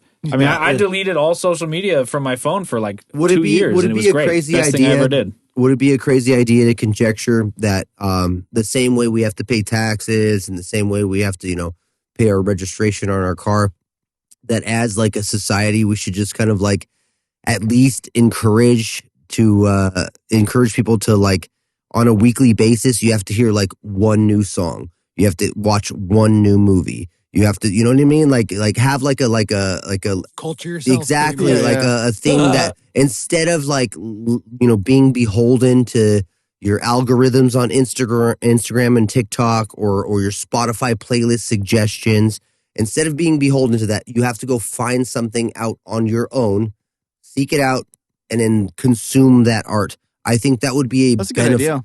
That'd be a beneficial thing for especially people that like music, because like there's a lot of people like, oh, I only listen to this, but like people that love music, even musicians, a lot of the time this is them. Because all of us, I'm pretty sure we all listen to like multiple genres, but like make all kinds of shit. Like listen to something new that you never heard before. Like I try definitely. Let's just say I'm fucking all about country. I love everything about country, and that's my only thing I really listen to. Well, I was like, okay, well, I want you to go try something new. I want you to check out some classic rock and see if you like that, or I want you to try, that'd be cool. I think that's a good challenge for anybody. It's honestly, it's a genuinely natural way to avoid culture clash. Like, let's say instead of Spotify feeding you songs that sound like Toby Keith, it fed you all your songs that sound like Toby Keith, and then it was obligated once an hour to feed you one song that sounds random. That sounds nothing like random, Toby Keith. You know what I mean? And then just like, all right, cool. At least expose yourself to that level of culture. It would be nice. That would be beneficial because people would be, I think, less like more inclined to be, closed off to things like that. I mean, I always try to put people on when they come to my studio. I listen to all kinds of like jazz, fusion, progressive, synthwave, all this shit. Yeah, and I always try to put people on when they're in there. I'll be like, "Hey, check this shit out." There's some shit you never going heard. on in there for sure. Always, and then I get my recommendations from other people too. As a little kind of insight there, I would agree with the idea that some of like the best like creative minds for music and stuff, that's their approach. Is you would be surprised to see, some of the best metal producers or metal writers, they listen to fucking symphonic stuff. They listen to jazz or whatever, and they get influences from everything. That's how we get new good music. Literally, is people who have. If you just listen to metal, you're just going to make the same shit everyone else is making. Right. You have to have different influences. And it's also like what you come up on, too, because I came up on a lot of progressive music. I was never... Like, okay, so I came up doing a lot of death metal, right? Because it's like, oh, you're a drummer, you can play fast blast beats. But I feel like you drunk asshole. Always have been a prog guy. You know, I'm not even drunk yet. I'm just like, hey, wait, shut up. We're trying to hear Josh. He's making a valid point here. Hold on. I feel like that the fact that I came up, and then this is also the other thing is I took lessons when I was a kid, right? I took drum lessons with this this guy from the Netherlands that was like a really sick jazz fusion guy. So that kind of made it different too, but also just listening to all kinds of different shit. Sorry, but the humorist in me just wants to just go into the Netherlands voice. Okay, so I want you to hold my sticks. He literally Can you hold my sticks for me? Yeah, no, his name was Jan. His name was Jan? Yeah, he was such a sick dude. That's perfect. He was a gnarly fusion drummer too. So hold the sticks in your hands. Let me see your tiny fingers. He literally had that accent. But he would always like, I'd bring in metal shit and he'd be able to show me how to do metal shit, but he'd also be like, try this jazz stuff and try this prog stuff. And then also just coming up playing a bunch of like non-metal shit made it so when I do my metal shit, it's not the same as everyone else's because I came up doing a lot of nuance to it. I came up playing a lot of progressive music. I'd cover a lot of songs. I covered a lot of Between the Buried and Me. I covered a lot of fusion tracks. They came up again. I love Between the Buried and Me. They come up on this podcast almost every episode. I love Between the Buried and Me, dude. It's one of my favorite. Colors is a top 5 album. One of the best albums. It's one of my favorite albums of all time. It's definitely in my top 10. It's a top 5 for me. Top 5 for me too. I think. Yeah, that album Hook, Line, and Sinker. It was so fucking good. Shout out BT Bam with this. I mean, it's just a natural thing that happens. Is we talk about music and BT they Bam come up. They're so fucking good, and those guys are also guys that came up doing other shit. Yep. If you listen to like what Glass Casket country guys, they like all kinds of shit. Talking about colors, try to list down all of the stylistic like variety that they hit. By the way, it's crazy. By the way, the best live DVD I've ever seen. It's one of my favorites. That's a top 3 live so DVD. Fun. It's so fucking good. Seen it 1,000 times. Thousands. So fun. It's so good. So fucking good. It's so fucking good. And those guys all came up. Like, those guys, a bunch of them were into like country and like alternative stuff. Yeah. You listen to the Thomas Giles like solo stuff at all? Yeah. That shit's good. He's just a writer in his own right. Even Dan Briggs' solo shit is dope. Trioscapes. Yeah, that shit good. Rips with the sax guy. So good, dude. Yeah. When that came out, I was like, fuck. And there it is, another minute just gushing about BT Bam. The BT Bam, We love BT Bam, dude. It's good. This podcast is literally, we suck BT Bam's dick all They're day. so good, dude. It's deserved. They're so good. Damn right. Damn right. I came up playing a bunch of that shit. A bunch of my fucking fills I do, it's just Blake Richardson. Yeah. The dude's a fucking machine. He's fucking so good. And then all that like paradiddle sticking stuff he does, is from that pretty much. It's that, and then just like a lot of fusion stuff, but. Hey, Dusty's not in there no more, huh? No, he got in trouble because of that whole shit. Oh, no. They did Dusty dirty. Yeah, Dusty. Remember we talked about it on the pod before? I think we talked about it on the pod when that shit went down. Yeah, that was like fucking way early in the episodes. All the prog guys were like, no. I don't care. I still stand with Dusty, dude. I feel like they kind of did him dirty, though. Didn't he clear his shit? And they're still just like, nah, fuck him. There's a lot of that. But you know what? I feel like when that happens, I feel like it's not always just because of whatever they're accused of, especially if they clear it later. I think they were not rocking with him already. Yeah. So they just let that be the reason. They were like, you were like, this is a good time for him. Yeah, that's their scapegoat and shit. Yeah, it's like, well, we already kind of weren't rocking with him, and now it's like, all right. Well, I think for the most part, he was the. I don't know if that's that particular. He was the oldest. I mean, from shit that I've seen, we're allowed to conjecture though. Yeah, as a conjecture, I feel like that does happen a lot with bands. Yeah, I think so. I remember just watching some like interviews and stuff with him, and he's like, "Oh, I'm fucking tired of playing this fucking crazy shit all the time. I have to fucking, I can't even headbang. I can't even do shit." He seemed like he was kind of not rocking with it as much, and they were rocking with him. And it's like, from the band's perspective, I get it too. Like you're not fucking with this guy. He's not doing what you want. And then on top of that, you're like, oh, now he's got this shit storm with him. Yeah, it's like I just don't even want to deal with it, and I'm not rocking with him. It's like time to go. Yeah, so you gotta look at it like that kind of. What did he actually even do wrong? You know what I mean? Like it wasn't even that big a deal. I think he cleared his shit, if I remember. Yeah. Don't quote me on this, because I'm not 100 on that. But I think, because I'm not on social media that much. But Even if he didn't, don't it quote wasn't. me on this. Even if he did, it wasn't that big a deal. I'm not 1,000% on that. I don't look at That's social great. media. Look, like that, I'm but going I to recall stand seeing here something and about I'm that. going to speak for Not well researched on. I'm going to speak for our guest here and say that he stands 100% in full confidence in the idea that everything has been cleared. Yeah. And That was before- my understanding. And I don't know before if that's that, correct. what did he really do wrong? You know what I mean? She was maybe 16, but who cares, dude? I don't Wasn't know. it just like text messages just or a some DM, stupid dude. shit? Come it wasn't on. even that bad, dude. I don't co-sign that one. Fine. Did any of you guys like glass caskets? I like Yeah, they were those dope. guys. They were dope. You see how he just changed the subject right away? He's like, hey, you Get guys me like out of this? here, dog. Yeah, yeah. Hold yeah. on, Mick. We're not. Anyways. Hold on, Mick. So- we're not finished. So on to she the other was- members. Anyways, On to the other I members. just had to say that. I'm not going to ignore that. I'd be like, No, hey, but- you guys heard this, by the way? but Dan Briggs is my superhero. Dude, though. I love Dude's a Dan Briggs. monster player.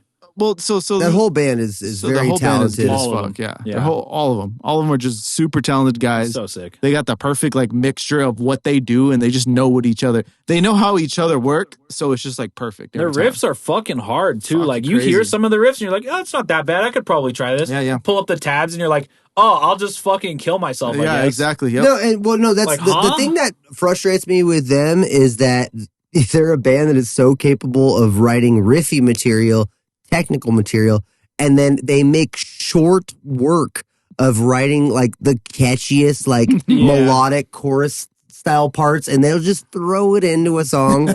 It's just like a little side note of a song, you know what I mean? And just like this catchy ass fucking chorus. You're like, you fucking pricks! If you made this into a pop song, you guys would be selling out fucking arenas. Like it's crazy. That's one of the things Yeah. about Well, I know BG the new shit definitely is a little more in that direction Yeah, too. they did get a little. Yeah, They're a little bit more toned down now, I think, which is, they're older guys now. They've been doing it for so fucking long. yeah. I'm like, I get it. You don't want to be sitting there doing fucking crazy blast beats and shit all the time now. I'm like, yeah, understandable. I'm right there with you, but I'm sick of doing fucking blast beats in every project. Yeah. It's fucking monotonous. You want to have some more fun with it. It's like I want to have parts that I can just Isn't have that fun. half the fun of being a metal musician though? It's like the one thing that gives them like the step up on when we talk. Okay, so when we talk about, let's say, like Wu-Tang, right? So Wu-Tang, if you get as many of the members as possible together to do a show now, you know what I mean? That's still impressive, but it's still just all these dudes on stage doing their flows and doing their raps and stuff. Yeah. But if you get BT Bam 10 years from now on a stage to play Colors live again, it's way more fucking impressive. You're like, that's- that's fucking crazy impressive. Yeah, I mean, they can still do it. They can bust it out. I know Yeah. they can. It's just like one of those things where, like, I feel like as you get older, you're like, maybe I don't need to play 320 BPM all the time. It's like, maybe we just don't do that all the time. yeah, exactly. Because I wrote some shit when I was younger that is some absolute horse shit. And I'll go back and be like, well, how did I play this? Why would I play this? Why did I do this? Part of it, What did I though, do it you know? this That was way? that was that first fucking Shrine EP, dude. Like, originally it was gonna be like an internet project, and they wanted me to write the drums for it. And I wrote these drums. I was like, I'm never gonna have to play this.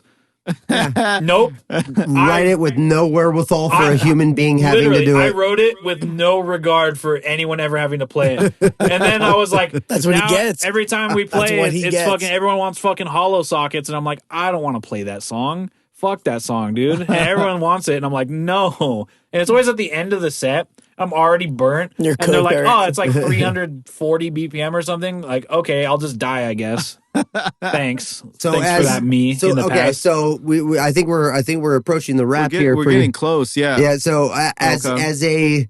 a cumulative from both of you, each of you, you go first, and then with your approaching career and having so many songs under your belt and so much stuff written, are you guys trying to push more complex material, or are you guys trying to push more like universal material that like Depends on the project. Okay. I mean, because there's like stuff that I'm doing that's way more chilled out and it's not crazy. And then there's stuff like Purge Engine where I'm just doing a bunch of crazy bullshit because I want to make some like crazy fast shit. Let's So you have an outlet. close out to Purge Engine, by the way. You have an outlet for that where it's like, Yeah, let me that's do my the craziest crazy shit. project. There's no breaks. It just hits you in the face over and over and over again. It's no wherewithal for they anything. started out as just these crazy songs. Yeah, he was demos. he was whipping them up in his room, and I was coming over after work, and I wouldn't finish them, and we're adding It was parts. just and a bunch So of that being bullshit said, stuff. are these things that you would be excited to play live, or you'd be like, fuck, I gotta play this live? They would Probably definitely be both. a challenge. I would have to sit there and really to Even play if like you a play full them on set of that bass. live. Oh, yeah. I'd have to sit there and really It's fucking gonna go be a at challenge, it. yeah. It's gonna be a challenge. We may at some point play these live. It depends on how it goes, but I mean, that's kind of how it's been with like the new D&G tracks. Like Steven's like, oh, just come over and just I listen to the song for like a week, and I'm like, oh, okay, cool.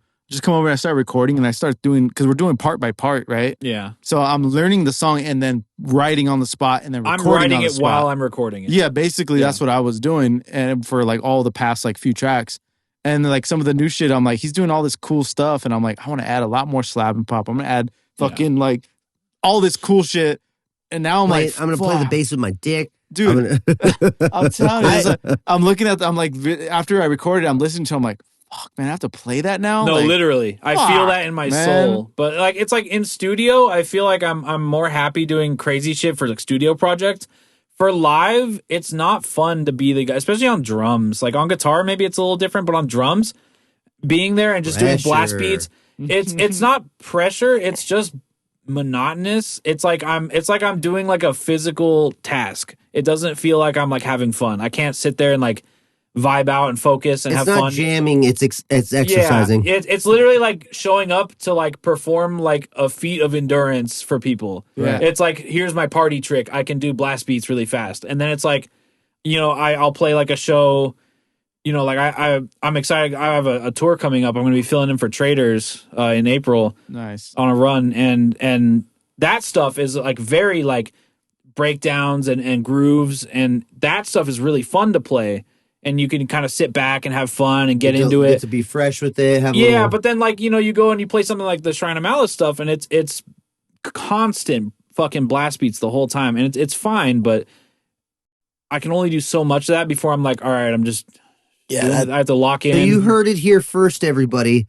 If you're a fan of music that just requires constant blast beats, you're a basic bitch. All right, go ahead, Josh. Oh, I think they're Josh's fun. words. I think blast beats sound really sick, and in a musical context, they're dope.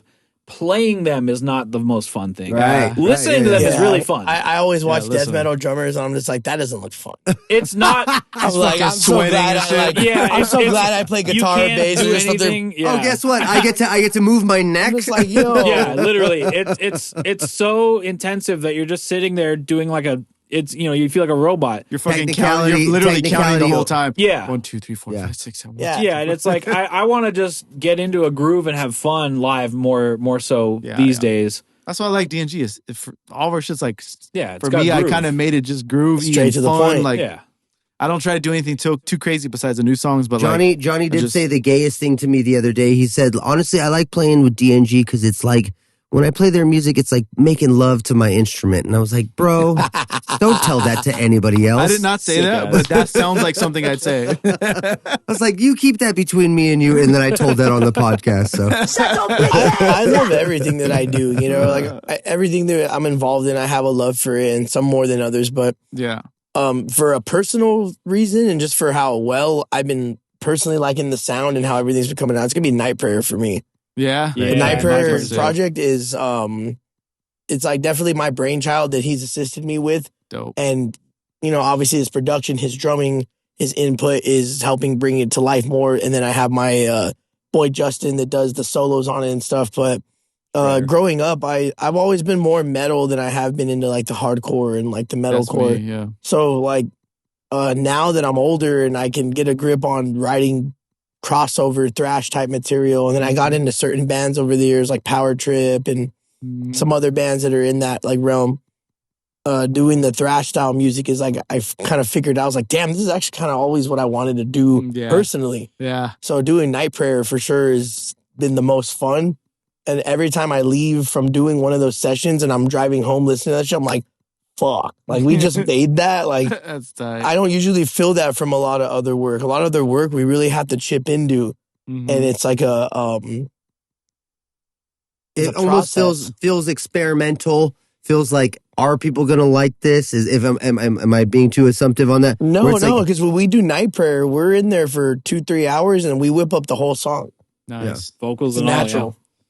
that's cool, man. When I'm doing other stuff, That's fast. You guys might have found that that good lightning in the bottle touch. oh, where it's so much fun, dude. And I think because it's fun to do and because it's more, not to say relaxed, because there is some challenging parts about it on the string part. He knows what kind of drums to put when I make certain parts. There's like an unspoken language we have in the studio in general when we make stuff where That's we chemistry. kind of know where we're going with something. So it's easy and I will know where he'll go with something if I make a certain part. So when we're doing the night prayer shit, definitely it just like, that's why we're able to bust it out and take our time, but still be able to do that in a 2-3 hour time period while Hell taking yeah. breaks, and it's just natural. Yeah. So I've been Oh, yeah. having the most fun with Yeah, that the workflow's on really a personal quick. Oh, yeah. level. I miss having that chemistry with the drummer, dude. Yeah, It's I know. so fun, dude. Dude, with D&G, I had to fucking keep changing it because, like, first it was Eric, our drummer. I was like, finally got comfortable with him and like learning his style. And I'm like, oh, this is fucking perfect. And then he fucking left, or we kicked him out or whatever. And then it was like, oh, fill-in drummers, and it's like two different guys. I'm like, fuck. I got with Zach from Unworthy. I got really cool chemistry with him. But then they're like, oh, Zach's too busy, and he gets paid for his gigs and shit. So we're like, oh, let's fucking get to this other guy. I'm like, fuck. And then now we finally got a new drummer, and I now have to build the chemistry with this whole new guy. And I think the rhythm section, if they build the chemistry, it's kind of easier for everybody else to like honestly, come in. it's kind of the foundation Important, of yeah. like, to me, like you and okay, so I'll be clear. I'm gonna play a show of one of my solo projects or my solo project in March coming up. Johnny's gonna fill in bass, Mhm. and my buddy, we all know Matt Young Link. Yeah. He's gonna be on drums. And honestly, that's all on you guys. It's so much on you guys. And I love fucking. It's so that, much dude. on you guys. And they're easy pop punk songs, Oh, yeah. very basic, kind of style songs. But the fact that it's all on you Oh, dudes, dude, like it's gonna literally. be- me and him already have a cool chemistry and like friendship. Yeah. That I think it's gonna easily translate over. As long as you, know what I yeah, mean? Yeah, I think we'll be good. I'm excited for that. It's gonna be fun. That's It'll how be fun. I'm actually restringing my bass tonight when I Nice. get home, and I'm gonna start fucking Hell playing yeah. around with I was it. jamming the songs earlier this morning. It Hell was yeah, good. dude, that's gonna be Okay. fun. That's gonna be hella Wait, fun. what's your side project? Okay, so I'm in a band called Dead Widow. Then my other buddy Matt, we were just talking about. He's actually doing vocals for a band that I do called Zaida that we're rolling out this year. But before that, like years ago, I like 2017ish, I had a project called Tensions that I did a whole bunch of music for, and I have a show coming up, and I'm trying to basically just do a kind of like a legacy show. I don't know what you call Okay. that. You know what I mean? Yeah, Like that's a it's a fun reunion. time. Get Yeah. back to the roots kind of show. That's fun. But yeah, so it's got that kind of music, almost like 2006, 2007. Elects on Fire, Census Okay. Fails. Yeah, we style, love that. MySpace Yeah. music. Yeah. MySpace music. That's Yeah, a good we one. get down with that. Fuck yeah, that's fun. That's All All gonna be a right. good time. So yeah, I think we're on the wrap here. Yeah, let's play some Plugs. Yeah, but put on Purge Engine at the same time so Oh, we can okay. listen to some of Null's music because we didn't get to it.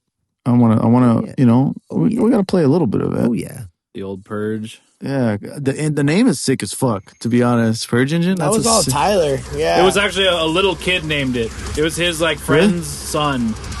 He was like, come up with a name for a band, and the kid was like, Purge Engine, and then Tyler wrote like a whole lore and world for it. Oh wow. Yeah, that's that's a great. whole That's concept. probably one of the coolest backstories I've ever heard. Yeah, it's sick. Well, it was crazy. I just 'cause- like imagining like a 3-year-old like with a list like Purge Engine.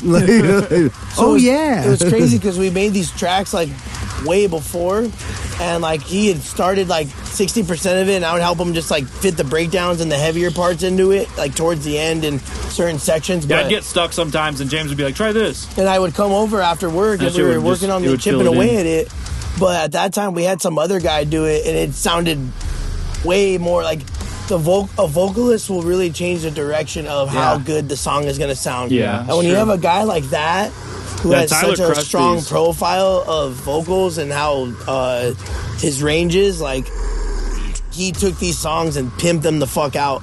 Because the song is only as good as the vocals for especially this type You'd of be music. surprised too, like instrumentally, you could have a fucking banger, and then you fucking put the right vocalist on it, and it is elevated to like the next level. Massive difference. Took an attempt at trying to do these, and it just wasn't it? It wasn't it, to say the least. Yeah, he didn't do a bad job. It was fine. It just wasn't complimentative to what the caliber of this is at. So when Tyler got on it and they took it, him and Josh took it to that next level where it's a project and it's what it is now, I'm like, damn, like he made a big difference. He's got this Cannibal Corpse kind of style that he brings to it. Faith restored. Mm-hmm. I love it.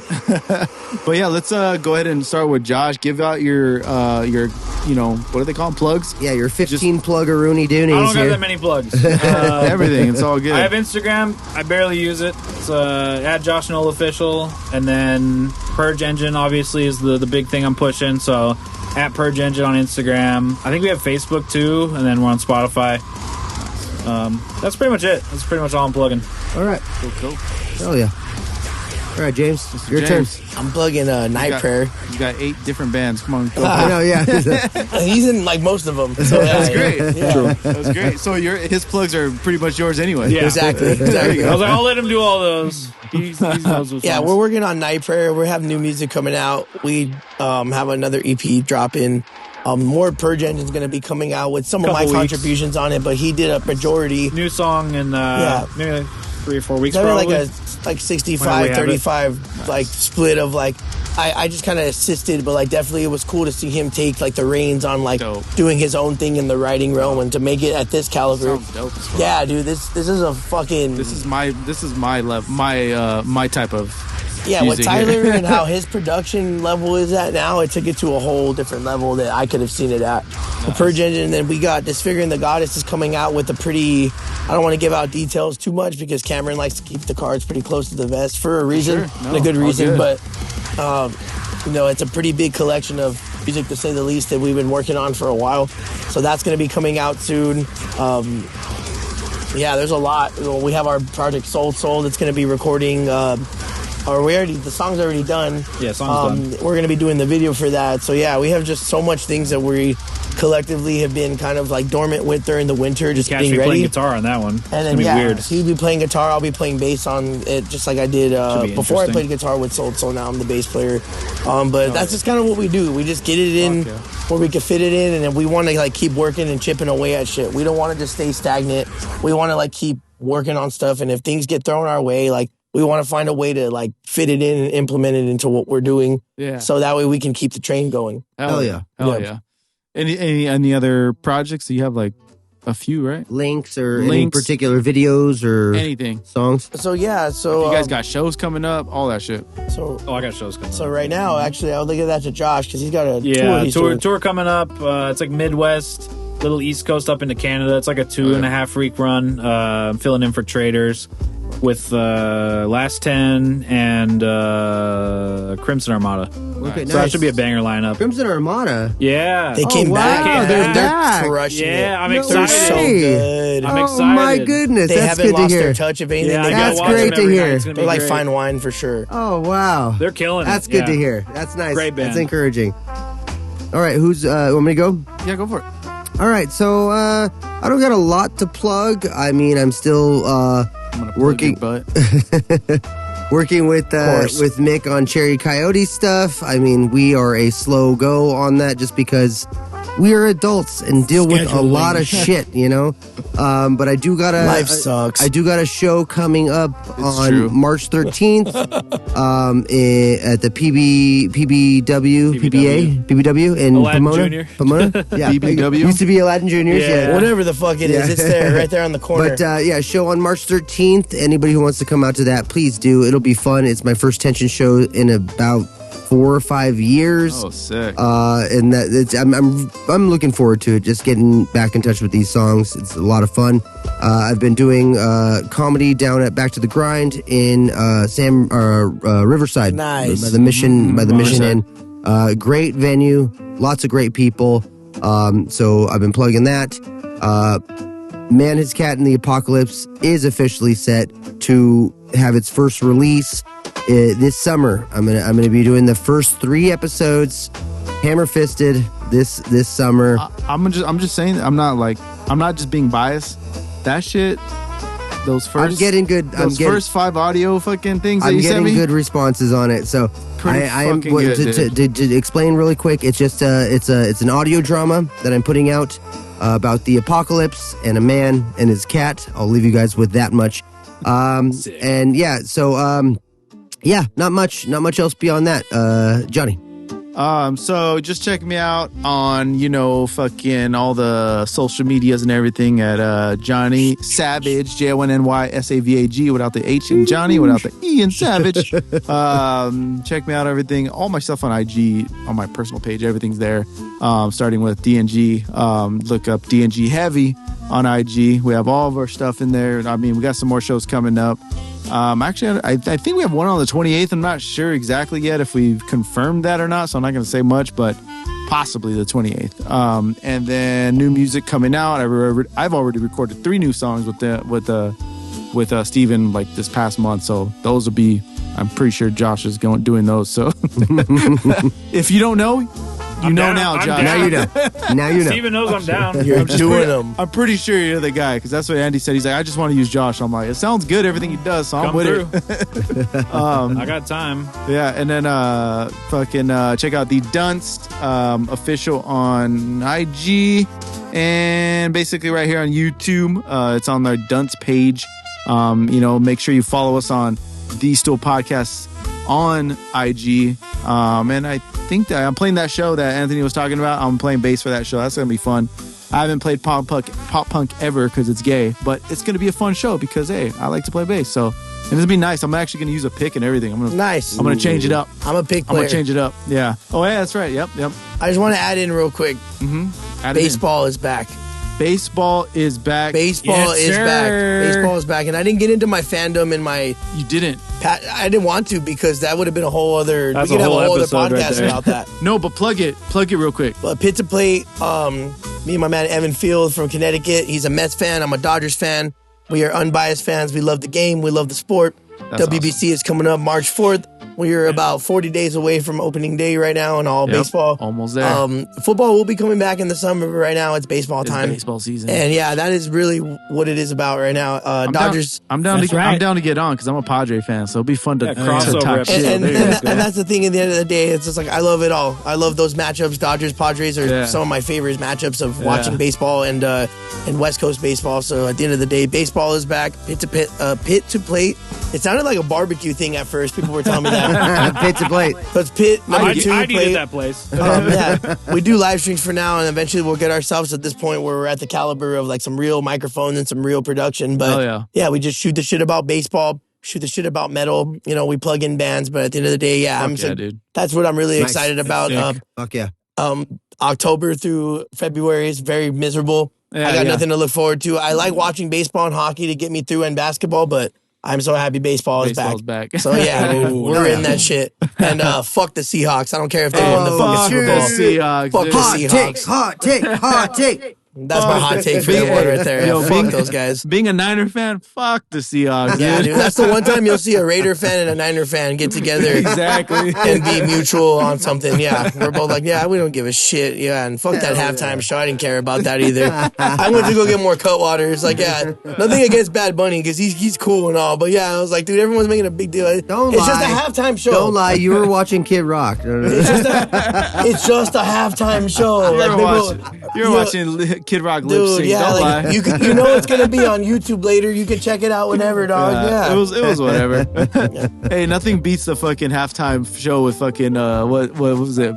Snoop and fucking 50 Cent and all that. Dude, honestly, that was the best. everyone talks about that one, and my favorite part about that was that they did it in front of a set that was designed to look like a Tam's Burgers. Yeah. Do you guys remember? It was designed to look like a Tam's The one Burgers. right off of Irene God damn it, Rosecrans. that's my favorite fucking. That's my favorite part about the whole I thing. love Tam's Burgers. Shout out to Tam's Burgers. Chili fries all day, bean and cheese burrito. What's I'm up? going there after this.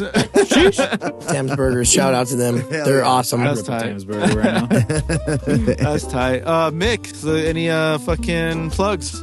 Yeah. We could end this bitch. What's up, guys? Wrap her Cherry Coyote, like Anthony was saying, slow go. Oh, hurry up, dude. But Take we it are. forever. I know. I'm, Honestly, good things take fucking time. honestly, it's just because I'm too much of a perfectionist on my own work. So that's the problem with that. But that is working out pretty good. Doing some cinematic scores. I'm going to be doing some sync placements with Pierre with. Hell yeah, dude. So Sick. that's been pretty fun. We've been working on that stuff. That's dope. Thee Dunce. What I just finished mastering the new single. It sounds good. Sounds really good. So we're gonna be getting in the bullpen here and getting everything set up with content and stuff for you guys. So, but yeah, check us out. Like Johnny was saying, go ahead and like, subscribe right now. Okay. Like, Fuck yeah. subscribe. Fuck it, like, subscribe. Hit that bell Share to your icon. friends. Hit that bell icon. Do that and shit. See you guys on the next one. We love you. We'll see you guys later. Love y'all. Doo-doo. Doo-doo.